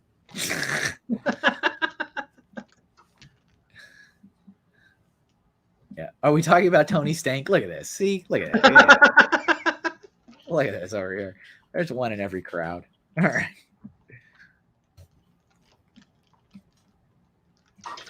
The Tony Stank joke in that movie was so well done, just because that movie was so heavy at that point, and you get that little lightness of that joke, and that was well directed and well written at that point. I love that so much. Which one was that one in? That's in the end of Civil War. Yeah. Oh, is it really? I was thinking it was like Iron Man 2 or 3 or something. No, this is right after everybody split up. Everybody's, Rhodey's hurt and all this stuff going on, and Rhodey, gets to deliver that line and everything. That scene is one of my favorite Marvel scenes, just because of what's going on. I have to admit that after Endgame, I was a little skeptical of like, how do you top this? Because it was great. Like I was, really, really enjoying it and just really happy with all of it. And then I'm like, how on earth do we top this? And the first like couple movies, I was like, all right, whatever. We're just like, we're doing the motions now. Mm-hmm. But when we started getting into Kang world and all of a sudden everybody just stops caring about everything, I'm like, oh no, what's happening? It's like everybody's jeopardizing everything. And now I'm like, I'm super hyped now. I'm like, okay, this can't be good. We're not going anywhere good. I have to say, I don't think Eternals has really caught my attention yet. My son and I were talking about that. He's a little more hyped about it than me. But there's the part of me is like, okay, yeah, you said maybe you're not going to. They gave the little reason they didn't fight Thanos and stuff. I'm like, but that's dumb. Why don't you go fight the guy? Yeah. So, all right, I need a bad guy again. Is the thing you have in mind? Is it a bad guy? Mine's good. Mine is as a hero. So, all right, yours is going to be next then. So keep that in mind. I want to see if there really was a gummy bear. I don't think there was a gummy bear King Koopa. I think that's wishful thinking. Yeah, didn't you draw a couple of gummy bear things the last episode? It's a Brian thing. Oh. Let's see, King Koopa. I don't think in the show he ever changed. No, he never changed into a gummy bear. So you're looking for bad guys, right? Yeah, I need a bad guy. Let's see. There is Avenger from the Dungeons and Dragons. I saw that. Oh, the private chat loses stuff from long ago. I see. Okay. Bayonetta, Joseph Sawada is like Bayonetta 1. I don't think Bayonetta is from the 80s. Joseph Sawada. Unless I'm totally, is that franchise been around that long? I don't think so. There's a Megatron. There's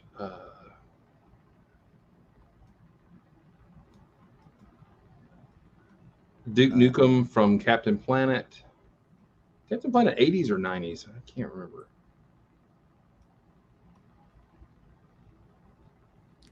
Let's see. Oh, Gargamel. There you go. Check that out. Yeah, that's a good one. Is that was That's Ghost. just right now. Oh, but also I think Nick put that in. I just say Heroville, so all my suggestions are wrong.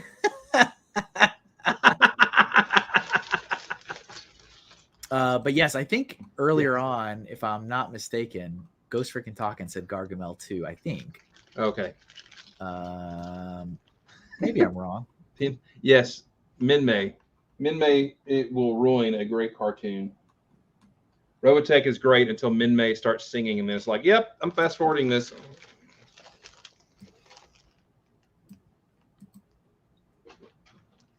Oh yeah, see, at 10:30 we had Gargamel. Oh, okay. So I'll put that, but it's come up now a couple times, so I'll put that in there.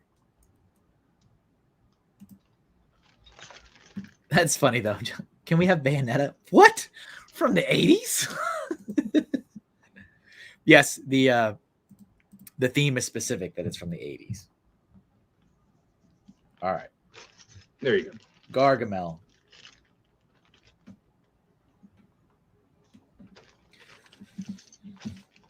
Prepare to fast forward. Fast forwarding, sir. Oh yeah. Oh yeah. Oh yeah. And yours will be next, Chris. So if you needed time to think about what you really wanted, this is that opportunity. Okay, I'll ponder. Because I think you mentioned that you had a couple. A couple.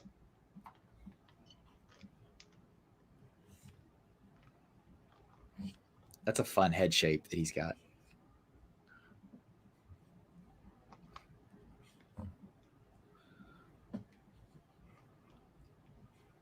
I used to watch the Smurfs, I think like a lot of people did, but I used to hate it. I was like, this is so dumb. But it's like, I don't know. It was just always on. Mm-hmm. Yes, it was. And so I was like, I guess I'll watch this again. Like I like something about it was just kind of boring to me. The Smurfs and then like also the Snorks, right? There's the underwater one. Ugh. I got like the same vibe from both shows, and I thought like I was bored with both of them. So I was like, but they were always on. Yes, they were. Always on.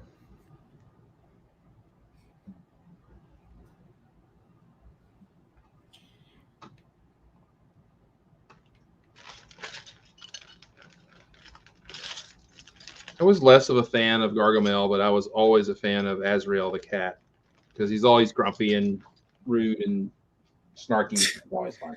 Ray's like, don't Smurf this one up, all right? Okay, Ray. That was such a great gift to us when we were kids because you could cuss and just throw the word Smurf in, and it was always innocent. But, you know, you could tell somebody to Smurf off, and, you know, no one batted an eye, but it's great. You know what's funny? I was just thinking about this the other day about like things as a kid that I'm like shouldn't have been doing but did anyway because, you know. So like I remember my dad got a PC game that he wouldn't allow me to play. So I was like, well, I'm going to play that for sure. Like Larry? It was Laser Shoot Larry. and I had no interest in it. Like I was like, I don't care what this is, but he was so adamant that I don't play it that I'm like, well, I have to play this now. And because it was like secretive, I couldn't ever save the game. So I had to like start and stop every time because I'm like, well, I can't save it because you'll see there's a save file. So I have to like restart every time. But I remember going through the whole game and I was like, I don't know what's going on. I mean, I kind of dig it, but like, I don't understand my feelings. But I remember at the very end, it's like the climactic like in battle was like being in the White House and like there's some lady with a machine gun bra and she like takes out some assassin in the Oval Office and I'm like, all right. But I just remember like me not having any interest in it, but because it was such a big like, don't do this, like I had to do it. I was like, well, I gotta do this because I don't know what's happening. Leisure Suit Larry. And I think that like didn't that your dad? What's that? How old is your dad right now? I think he's 55. See, because I'm 50, because that's okay. Let's move on. Let's Move on. moving on. But I think that like that series kept going and going and going, didn't it? It's like, and it's funny because when I would see the commercials, wherever I would see them, I would be like, oh, hey. I was like, there's that guy. Like, I never played another one ever again, but I was just like, ah, there he is. I remember the game, like, mechanics weren't entirely fun. I was like, this is kind of dumb. All right. See Pink Wheels. She left just a few minutes ago. See ya. Thanks for stopping by.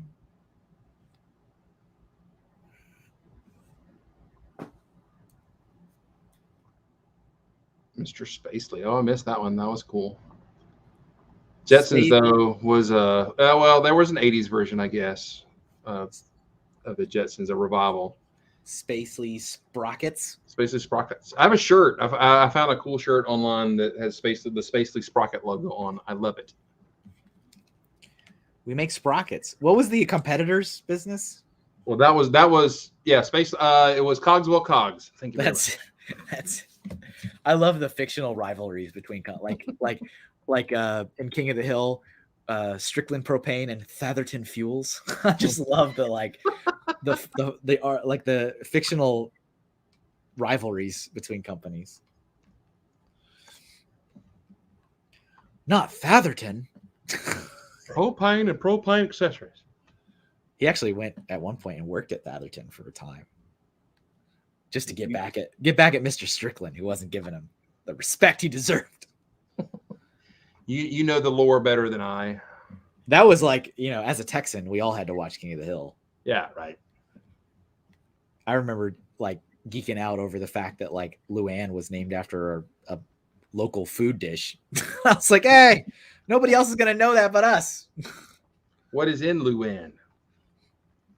So it's actually like it's like a name of a combo meal. So you go to this place and you'd say, I want the Luann platter, which means you'd want like the main meal with a side and like a roll. It's like it's the combo. It's the name of the combo. I got you. And like I went there all the time. Like I grew up eating there. My grandparents love eating there. So it was like, this is a character. Her name is Luann Platter. I'm like, okay. All right. Love it. And yeah, my dad, I know I've said this before. My dad used to work for the telephone company there, which was Southwestern Bell. And in the opening crawl of the show, they have a phone truck and it's the Southwestern Bell logo on it. Like it's one of those really quick frames because, it's speeding through everything in life. Mm-hmm. And there's a one frame of the guy in the phone truck, like fixing the line. And I'm like, there's my dad. Awesome. So for this color villain here, he's wearing a black robe and he will flesh tone him and then that'll be it. Yep. He's got red shoes, but yeah. That's right. That's all though. That's it. That is all. Yeah. Again, Joseph and I watch different cartoons, so it's okay. It's no judgment. Just like Kevin just shared this story. Yes, I guess so. I still remember when we got our first Macintosh Apple computer at home. Changed our life. I remember when we got cable for the first time, and that changed our life. So, well, that was always a thing, Chris. 1984, we got cable. That's crazy. But yeah, I was and had that evil MTV on it.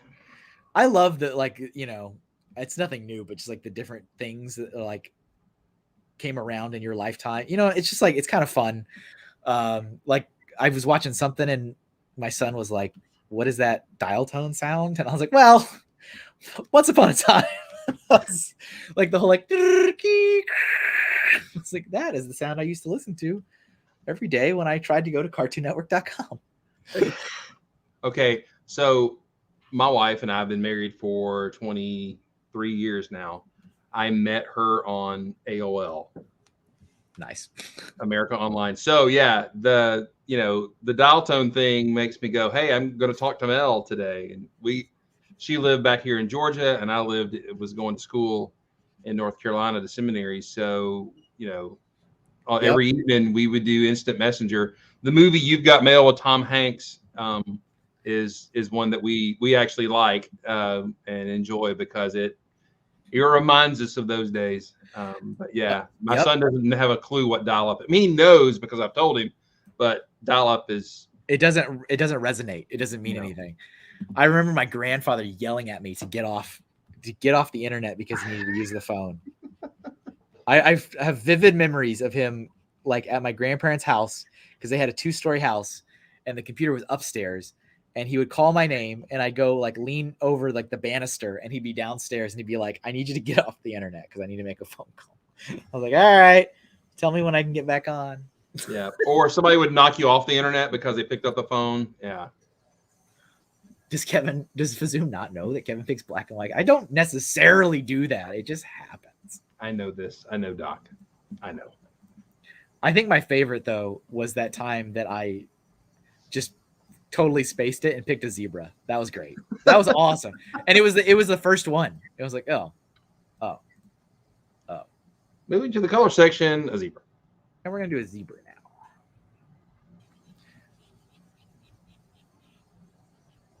now. I'll get you, Smurfs. Gargamel had a very distinct voice. I cannot replicate that voice. Yeah, it was a little scratchy, a little kind of cart. Yeah.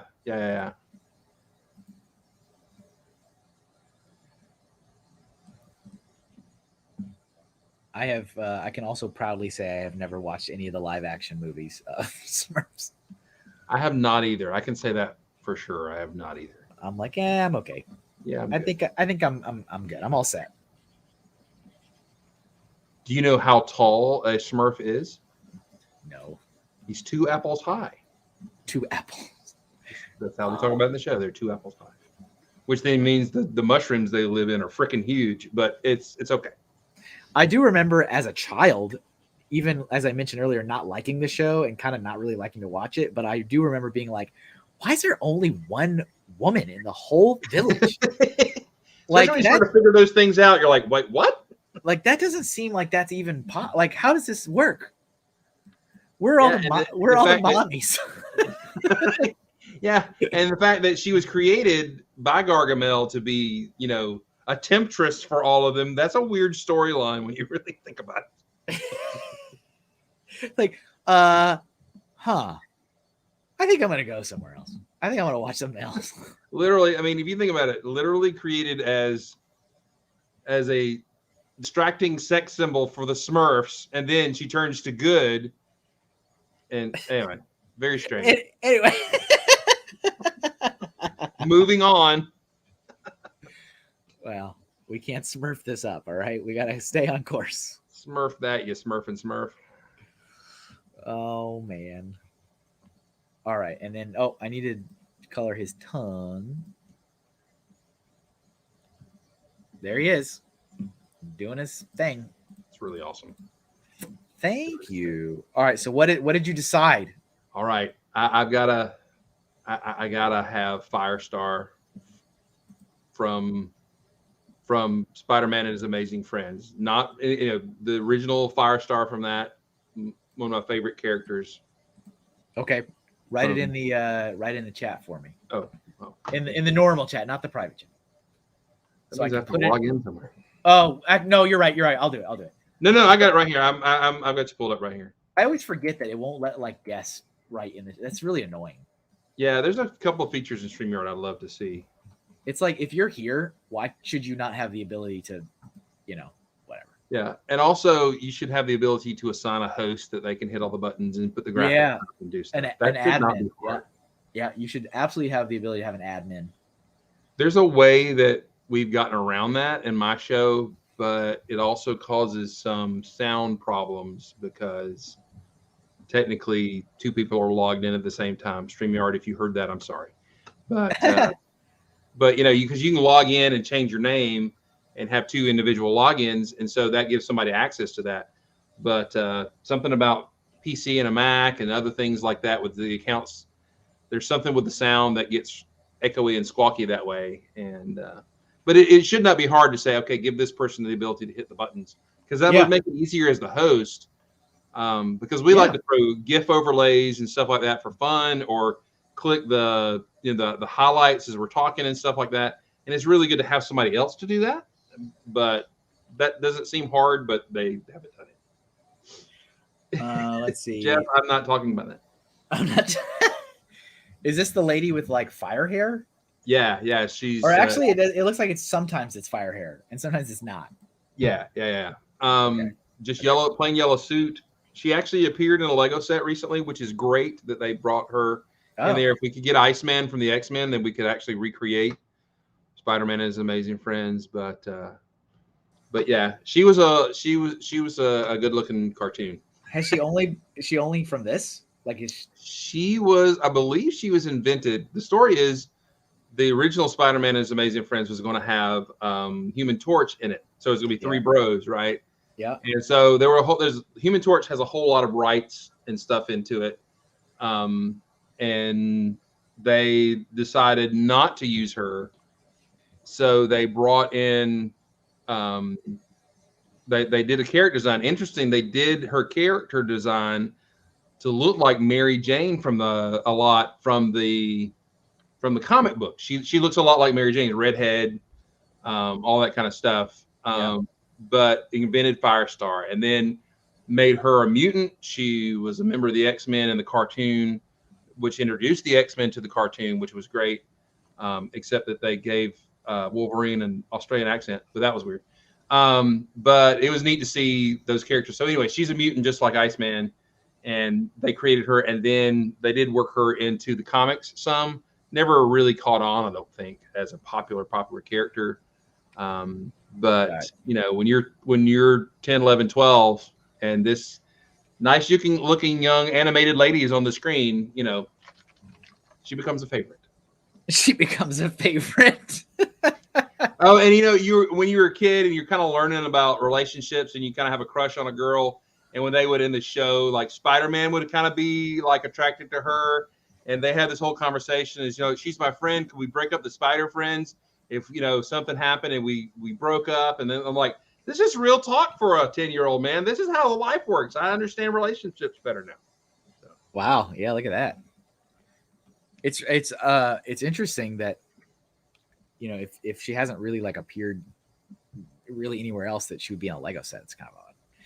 Yeah. I think that's because Mark Stafford, believe designed that, and he's like me and is a fan of the character. I believe he got that in, and I think it's great.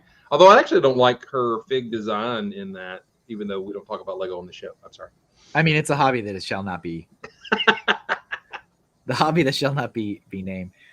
But yeah, I mean that makes sense, because if you wanted to, if you made it and you wanted her to be in it, then that's how it's gonna go. Yeah. I mean, unless licensing steps in and says no, but it's just I find it interesting when there's obscure characters that are put into stuff. Yeah, designer was a fan of Amazing Friends. Yeah, Mark Stafford, he's my age. We're generally the same, and so it was great to bring her in there. And we get Iceman, which I hope one day in the hobby that shall not be named, it'll be great to make the Spider-Man and His Amazing Friends, because that was a great cartoon. It was all Marvel-y. And Stan Lee did the voiceovers and stuff like that. It was really cool. And, I love it. It was all Marvel-y. That was our Marvel in the day. And if you go back and watch those cartoons, they're one of those that Sunbow, I believe, produced and stuff like that. They would have different animation houses doing, and sometimes you get an episode where it's really, really badly animated, and rewatching as an adult with my son, I'm like, wow, they animated her a little extra specially. You're like, wow, that's pointy. Anyway, that's pointy. All righty. That happened. It happens. Yep. It's like, that might not have been appropriate, but all right. Let's see. Oh. it's got to be kind of cool, like growing up with Marvel and like seeing how it's become more of a phenomena now, and I guess mainstream maybe is a more proper term. That's got to be kind of cool. If you were like just a fan of the comics or just a fan of like some of the older cartoons, quote unquote, back in the day, and then now it's like, you know, you walk around and how many times do you see people with Marvel related T-shirts and stuff on? Oh, and yeah, right. That's kind of got to be a little bit of a trip, maybe. Yeah, I mean, I was one of those guys that I had subscriptions to comics. They got mailed to my house. You know, I had a subscription to G.I. Joe. I had a subscription to Transformers. I had Uncanny X-Men, and I had X-Force, which was the one everybody doesn't like, but I liked, that brought back the original X-Men team.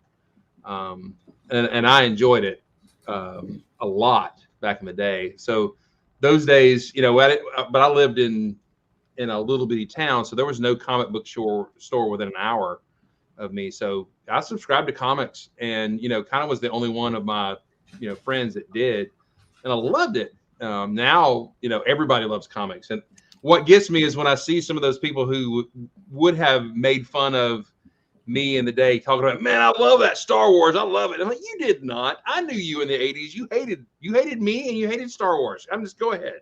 You like call everybody out? Like, out. Hello there.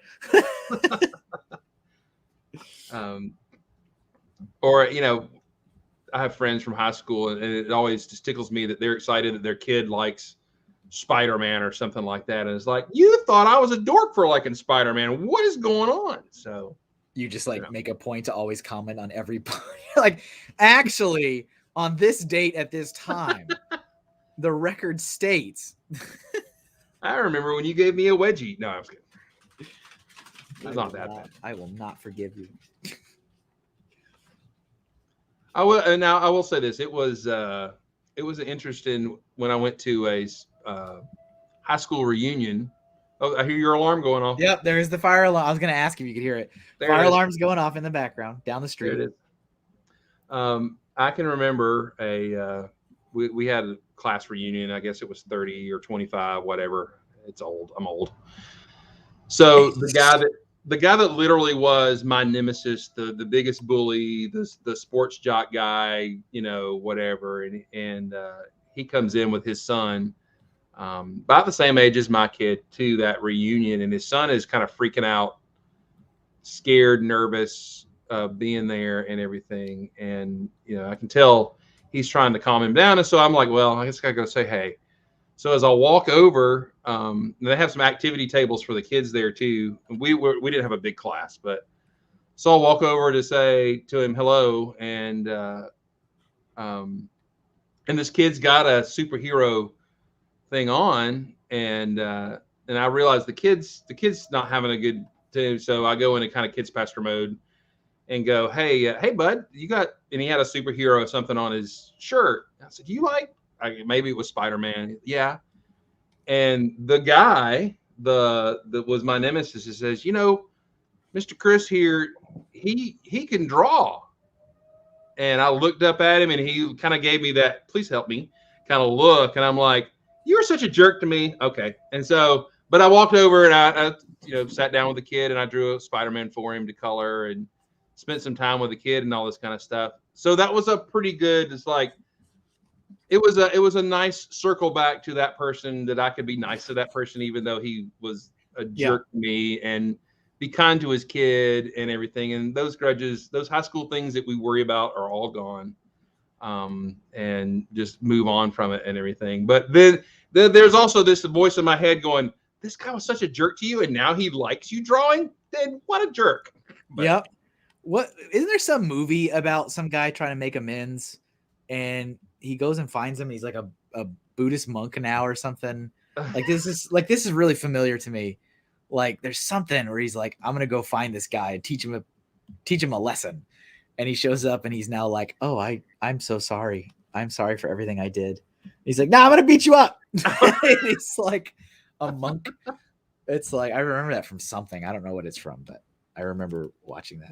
Never heard of that. That's cool. some comedy somewhere. Somebody probably knows. Was it Anger Management? Maybe it was. Yeah, where it's like, I'm gonna beat this guy up now. It's one of those things I try to tell like kids, like my kid who's now 16 and everything. It's like, honestly, the people that you worry about maybe impressing or whatever in high school, you are not really going to hang around them, except for small circumstances at all when you get older. And what you think needs to impress them is not going to matter at all in 10 years and everything. So don't worry about it. Be you, enjoy what you enjoy. And I've seen in my life, all those things that people thought were, you know, nerdy and goofy are now pop culture and everybody loves them. And, you know, so just, you know, enjoy what you enjoy, do what you do. And, you know, just don't be a jerk. Don't let anyone tell you otherwise. That's right. John C. Reilly was the monk. Okay. I've never heard of this movie. I don't think I've seen this movie. So. Yeah, I knew the folks would know. There's just this part where he's like, I'm going to go teach this guy from my past the lesson for everything he did to me. But the guy has like since changed his life around and is now like this peaceful, loving monk. And he shows up to like give him a piece of his mind. He's like so mad. And then he like starts being like, I just want to say, I'm sorry for everything I did to you back in the day. And I've changed, but you know, I get, you know, it's okay. You can hit me. And he's like, I want to beat you up. He just like wails on this monk. And it's like a big battle scene. And it's just like, yeah, it's pretty funny. Pretty funny.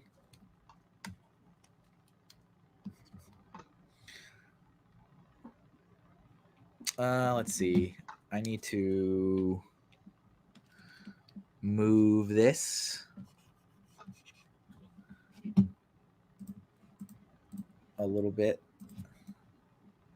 Yep.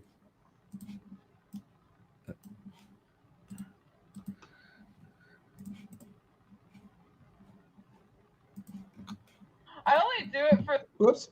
Sorry. Hi. I don't know what that was. That scared me though. I was like, I was Twitch was on in a tab and I refreshed it and the videos at the top. Yeah. All of a sudden some lady doing something was talking. I'm like, why do you do that? Don't do I actually hate that. I can't stand it does that. It's like, really? I kind of know if I want to listen how to do that. Right. I don't mind that it's there and like showing stuff, but I don't want to automatically hear it. Yeah. Give me that option to say no, hush. It's like when you go to a site somewhere like and there's some ad that you can't mute somewhere and you can't find it. That's terrible at work where I am. I'm like, I hope that's appropriate. And you just can't hunt the sound. Can't turn it off. Let's see.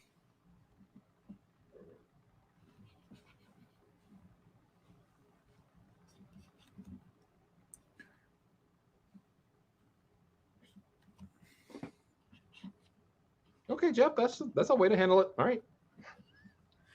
That's a way to handle it. Away.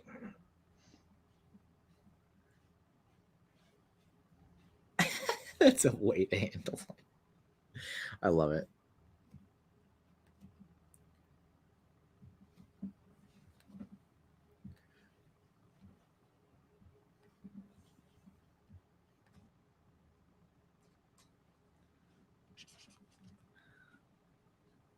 Thank you, Ray. Appreciate that. Yeah, getting female form correct without being creepy and stuff is a hard balance. You did a good job there. Thank you.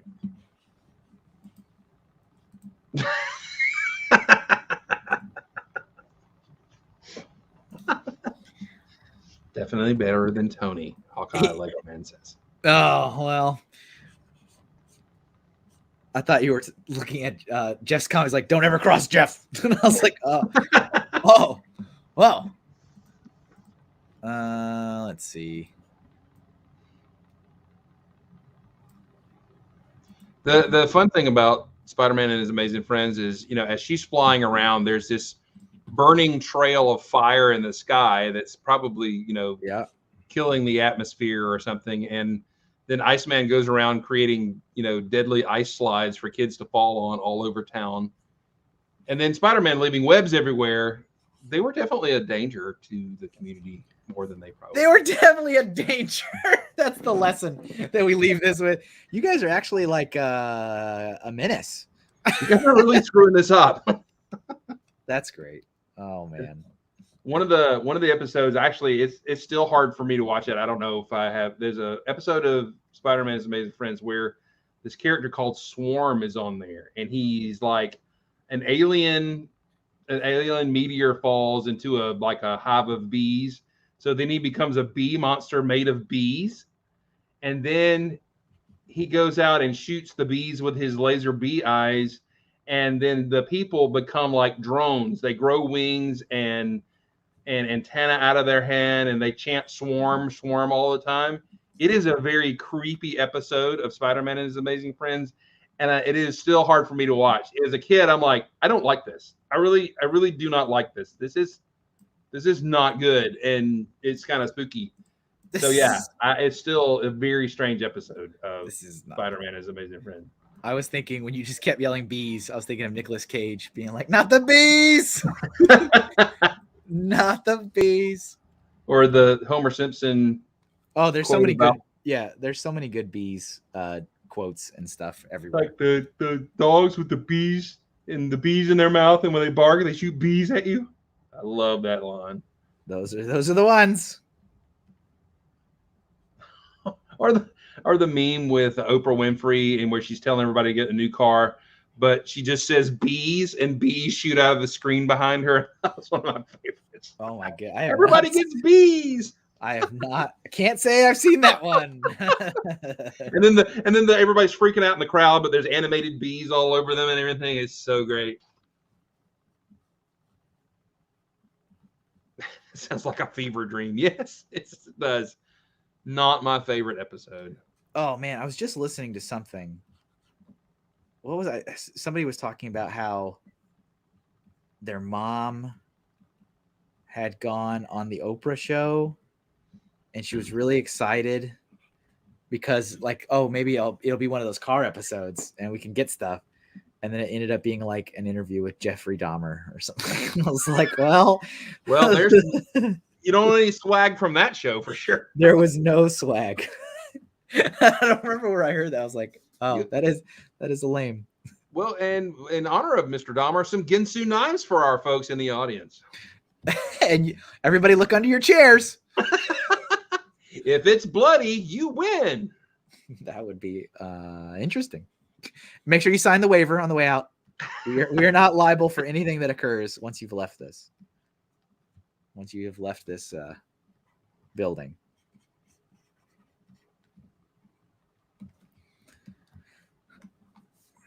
All right. It's kind of an interesting pose she's flying in. I'm drawing this from like a book cover, right? Or no, a DVD cover. It's from a DVD, and it's kind of an interesting because like she's definitely has like the one hand up like she's flying, but the other hand is like oddly jutting out the side. Like, all right, it's kind of weird. Whatever. What do I know? Let's get some red.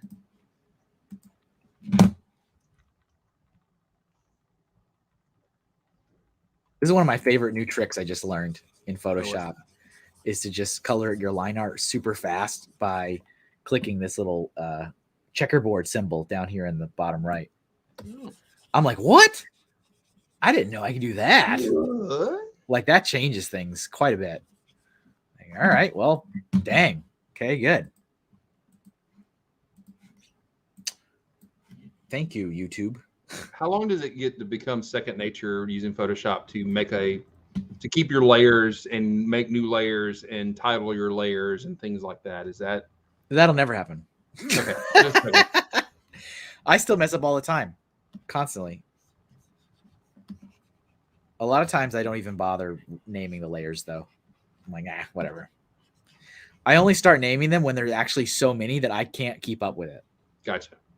That's really the only time I make a point to name them, which is not very often.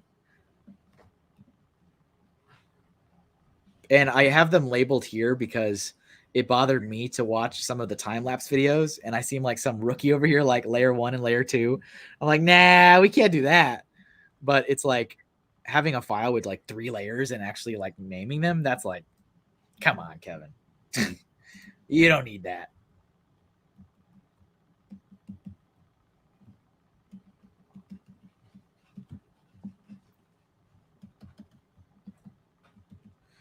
All right. Let's see.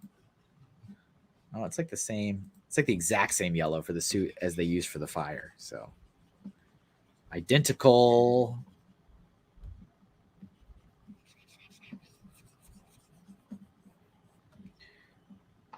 That was Nessie's mom. What was Nessie's mom? It's a mixture of the airplane pose and a suit. Yeah, kind of is. Looks like they wanted like 2 different poses and just kind of fused them together. Merged them together.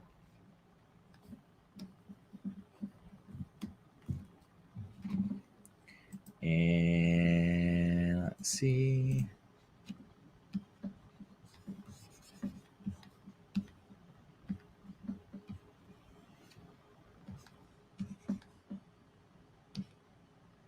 Nope.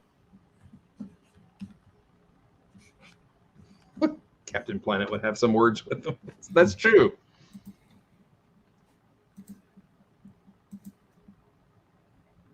Captain Planet. I have this shirt and I wear it and people kind of get it, but it's like a parody of Captain Planet, but it's got like a chicken and a pig and a cow with their rings pointed in the air, and it says by their powers combined. And then there's like a hot dog hero floating above them like Captain Planet, but a hot dog. I think it's absolutely hilarious. Nobody really does. I think it's funny. Their powers combined, they make a hot dog. There it is. That's pretty good. It's one of those. It's one of those when I was. I mean, I had to stop myself because it's like shirt woot or whatever back in the day. Man, every day a cool shirt. I'm like, oh, that's funny. I want that shirt. Oh, that's funny. I want that. I had to stop. Yep, it can get out of hand pretty quick. One of my favorite shirts is a Wario Land shirt, which is a Game Boy game, and it was drawn by an artist, so it's not like an official Nintendo product, but like I love the style on it. Right. And I think only twice in my life someone's been like, "Is that a Wario Land shirt?" Like, it is a Wario Land shirt. It like, is. It's a nice little like moment, but mostly people don't. It's like, Jeff, I think that shirt's still out there if you want one. It actually makes me very sad that Wario is like more known for his like potty humor and like Wario Land mini games now than his actual series of adventuring games.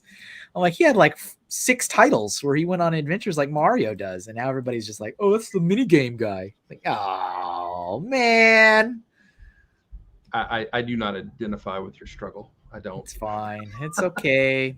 It's okay. But I will say, my son has gotten into Mario. He bought a game for his Switch that has 2 or 3 games, and it has a bunch of retro levels, and he's all jazzed about it, kind of like, Dad, do you remember this? I'm like, no, I didn't play Mario a whole lot because I was like Atari 2600 kid, not original Nintendo kid and everything. Although I had a 64, and I think it's great. It's all cool and everything, but I don't understand the lore like he does, and he beats the crap out of me at Mario Kart, so that doesn't help. So which Mario Kart? The most current one? Yeah, we played on the Switch and everything. Yeah. I got to hold that stupid little dinky controller to do it too. Yep. Mario Kart 64 was my jam. That was the one. It was fun. That was a good one. All right, there she's flying in the upper corner. What do we got here? 1, 2, 3, 4, 5, 6, 7, 8, 9. Kind of light today, but I feel like these are more detailed than normal. They are. They're a little bit bigger. They're good. All right, so 15 minutes left. Definitely only time for one more. Let's see what we got. Is it a good guy or a bad guy you got to get down? So we've got 1, 2, 3, 4 bad guys. 1, 2, 3, 4, 5 good. So we need another bad guy. I need another bad guy. I think there was a bunch of bad guys. I think that was the easy one. There's a lot of those to pick from, I think. Let's see.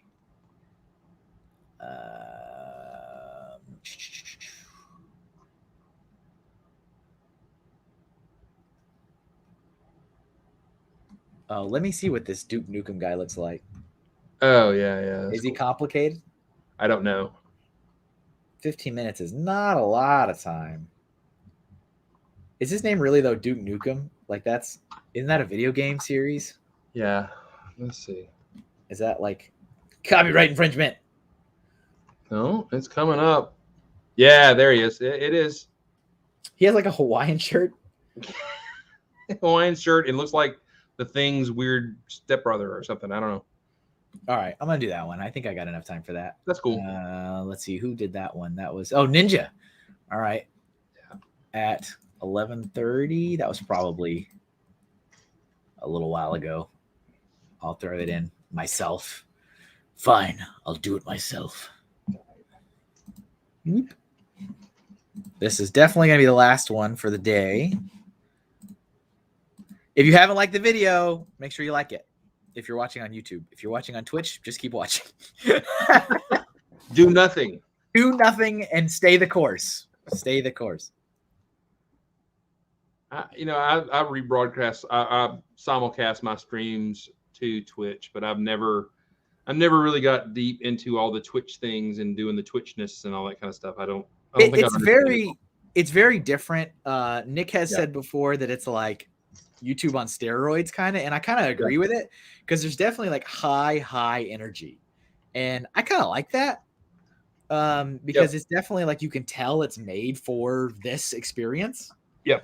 But it's different. It's very different. So you can't like necessarily go into it being like, oh, it's just another platform to stream to. It's like kind of, but it's definitely optimized for something else.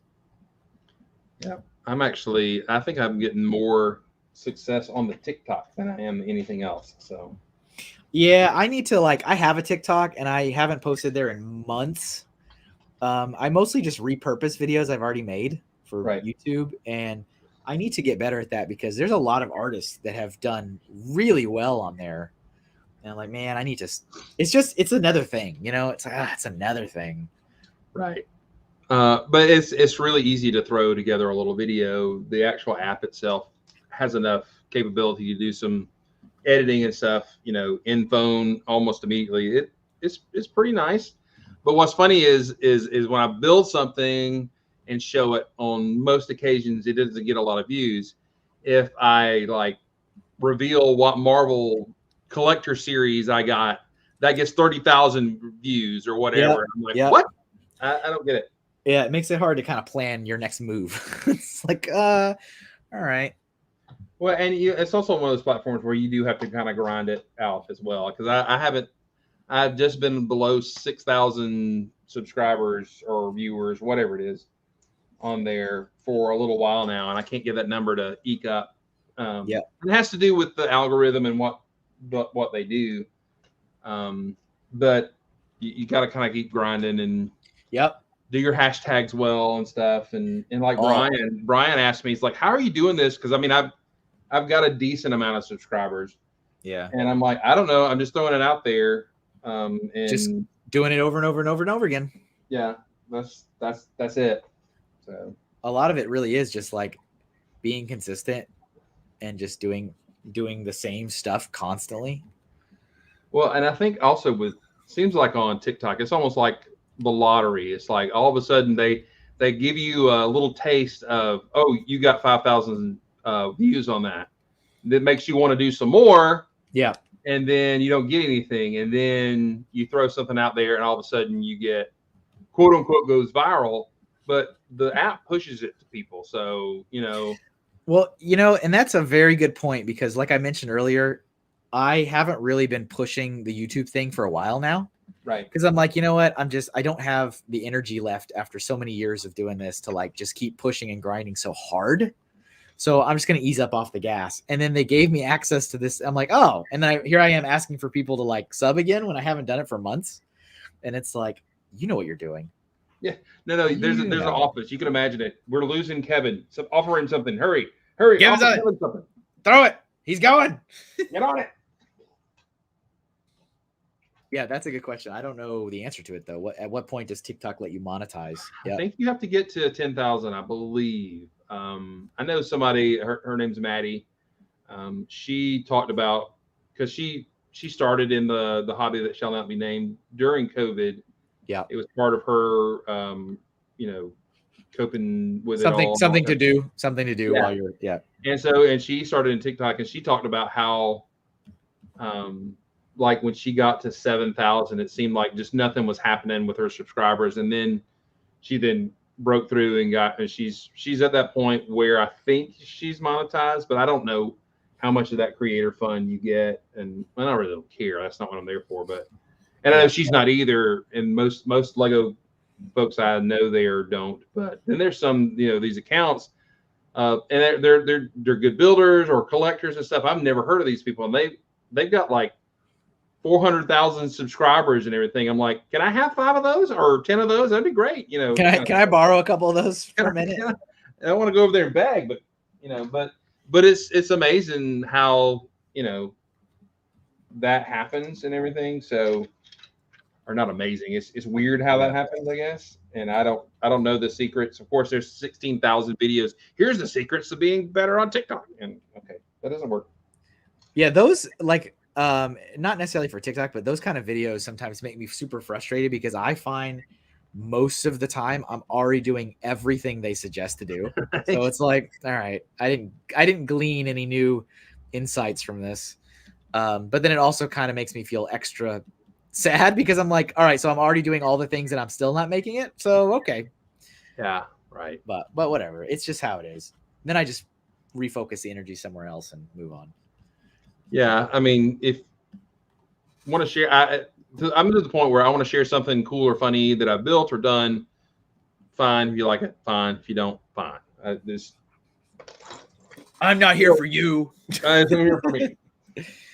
All right, there's our Duke Nukem, and I'm gonna color. I think that's probably a safe place to amount of drawing for him for the time left. So how long, just a question of your thing here, how long after this does it take you to get that process out with names on and pull out all the pictures? How long does that take? All the things. So there's a couple things I got to do. The first thing I do is the very first thing I do is make the overall save out of the piece. Mm-hmm. And that is, like you said, finding the names of what each thing is. And I have to reopen the video and see all the comments, which is why it's important for me to put them on the screen so that I can see that. And so that process takes me 10 to 15 minutes, I guess. Mostly because they're resizing and trying to make it look like I try to make the whole canvas look really nice. Right. So I do a bunch of rescaling of the different things so that they're a similar sizing, kind of doing a little bit of jigsawing on stuff to make it work, and then finding the names, everything. So that's maybe 15 minutes. And then after that, I save out I go and post across social media. So I actually do that first. I do the social media stuff first because it's a little bit easier. Then I go and I save out every single drawing for the patrons. And that takes probably another 15 minutes because just resizing each one and making sure it's high quality and all that. And so that's the next step. And then I need to download the video and make the time-lapse video. So I do that right away. So that way it's just done and I don't have to think about this after the show's done. And so I would say all in all, all the admin stuff I need to do is probably all in all an hour and a half. Oh, wow.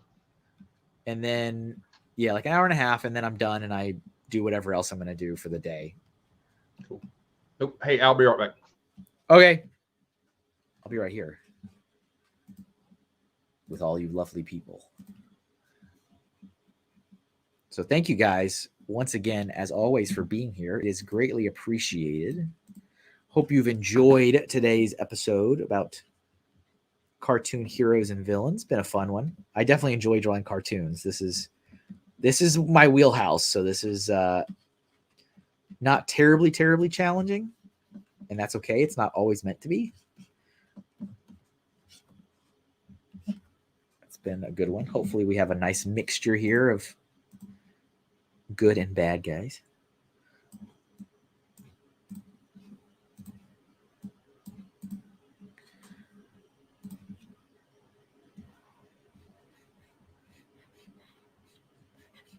don't forget, if you are interested in getting a zombie Hink sticker, you are running out of time. You've got half of the month left, so 2 weeks down, 2 weeks left.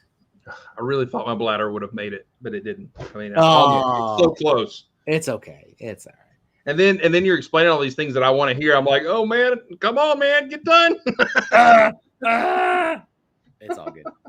It is okay. All right. Red Mohawk. So I got a camping trip this weekend with my son. We're doing our first Cub Scout camping trip in the last 18 months. Wow. So we had gotten back to doing meetings and stuff, but we hadn't done a camping trip yet. So it's been a long time. So that is going to be tomorrow, Saturday and Sunday. And I always have a good time. It's always it's those moments you can't get back, and it's always good time. I mean, always leading up to it, I'm like, oh, I've got a million things I really need to be doing right now. But then, it ends up being a good time.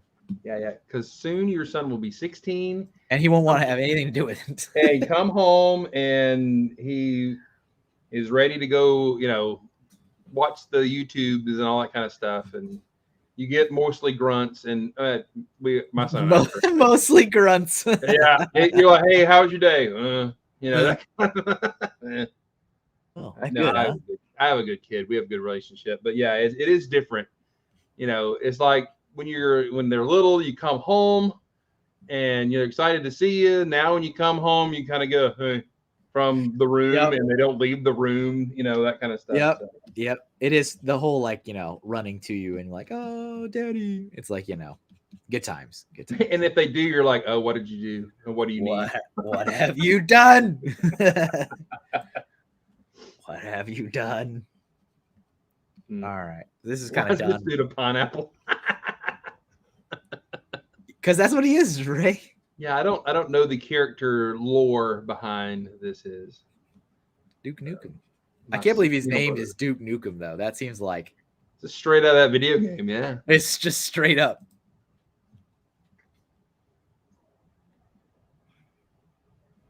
I'm just adding some embellishments because I have a little time to kill.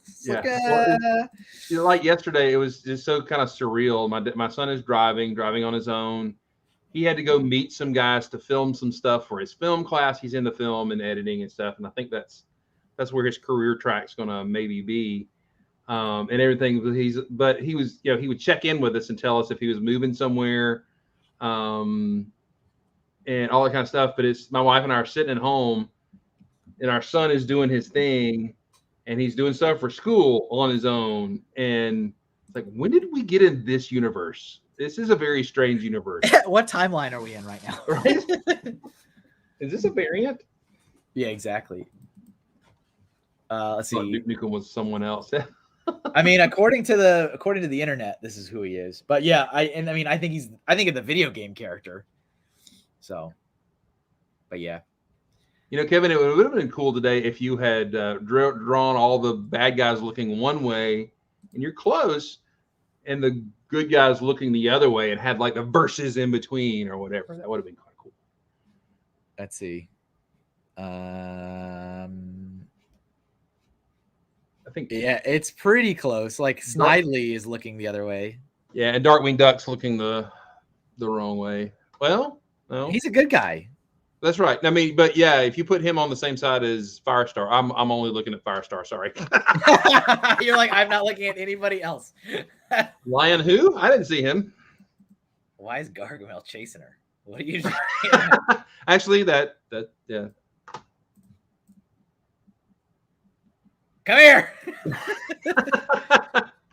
Wow, this fancy animation is amazing. This is high quality. I didn't color his eyes, so he has. I was about to say his eyes are clear. He gets whatever color that it's. Hey, on. Watch it now. Hey, yo, wait, yo, whoa. Oh, that's it. That's all I got, ladies and gentlemen. So yeah, let's see. 1, 2, 3, 4, 5, 6, 7, 8, 9. We got 10. 10 is the average, so that's fine. That's fine. I feel like I need a bowl of Fruity Pebbles to go with the stream. Nice. Nice. Hey, I bought some Boo Berry and some Count Chocula to relive the past. You know, I have never in my life eaten one of those, of any of the monster cereals.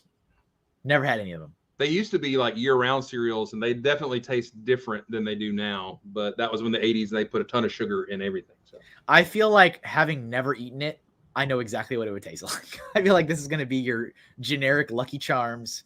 Like, I feel like I have no way of knowing, but whatever. Boo Berry was amazing back in the day. It's not what it used to be. So let's take a tour as we wrap up for today. Once again, our theme was cartoon heroes and villains, specifically from the 80s. That was the request, as pitched by Jynxy425, one of my awesome patrons. And Jynxy wanted the Cobra Commander, so that was what I started with. That was the warm-up doodle before we hit the live button. So Cobra Commander, there we go. We've got up here, we've got Lion-O from Thundercats. We've got Snidely Whiplash from multiple things, but that's his like racing uniform. Mm-hmm. We've got Peter Venkman. That's a pretty good one up there. That's pretty good. Peter Venkman from the real Ghostbusters. We've got Gizmo Duck from DuckTales. We've got Skeletor in his bone throne. By the way, Larry, that would be, is that Fruit Brute you're talking about? Or the Yummy Mummy? I didn't know there was another one. That was just the three. Those were later. Here's Jim. And here is Gargamel Smurfs. This is, what's her name? Firestar?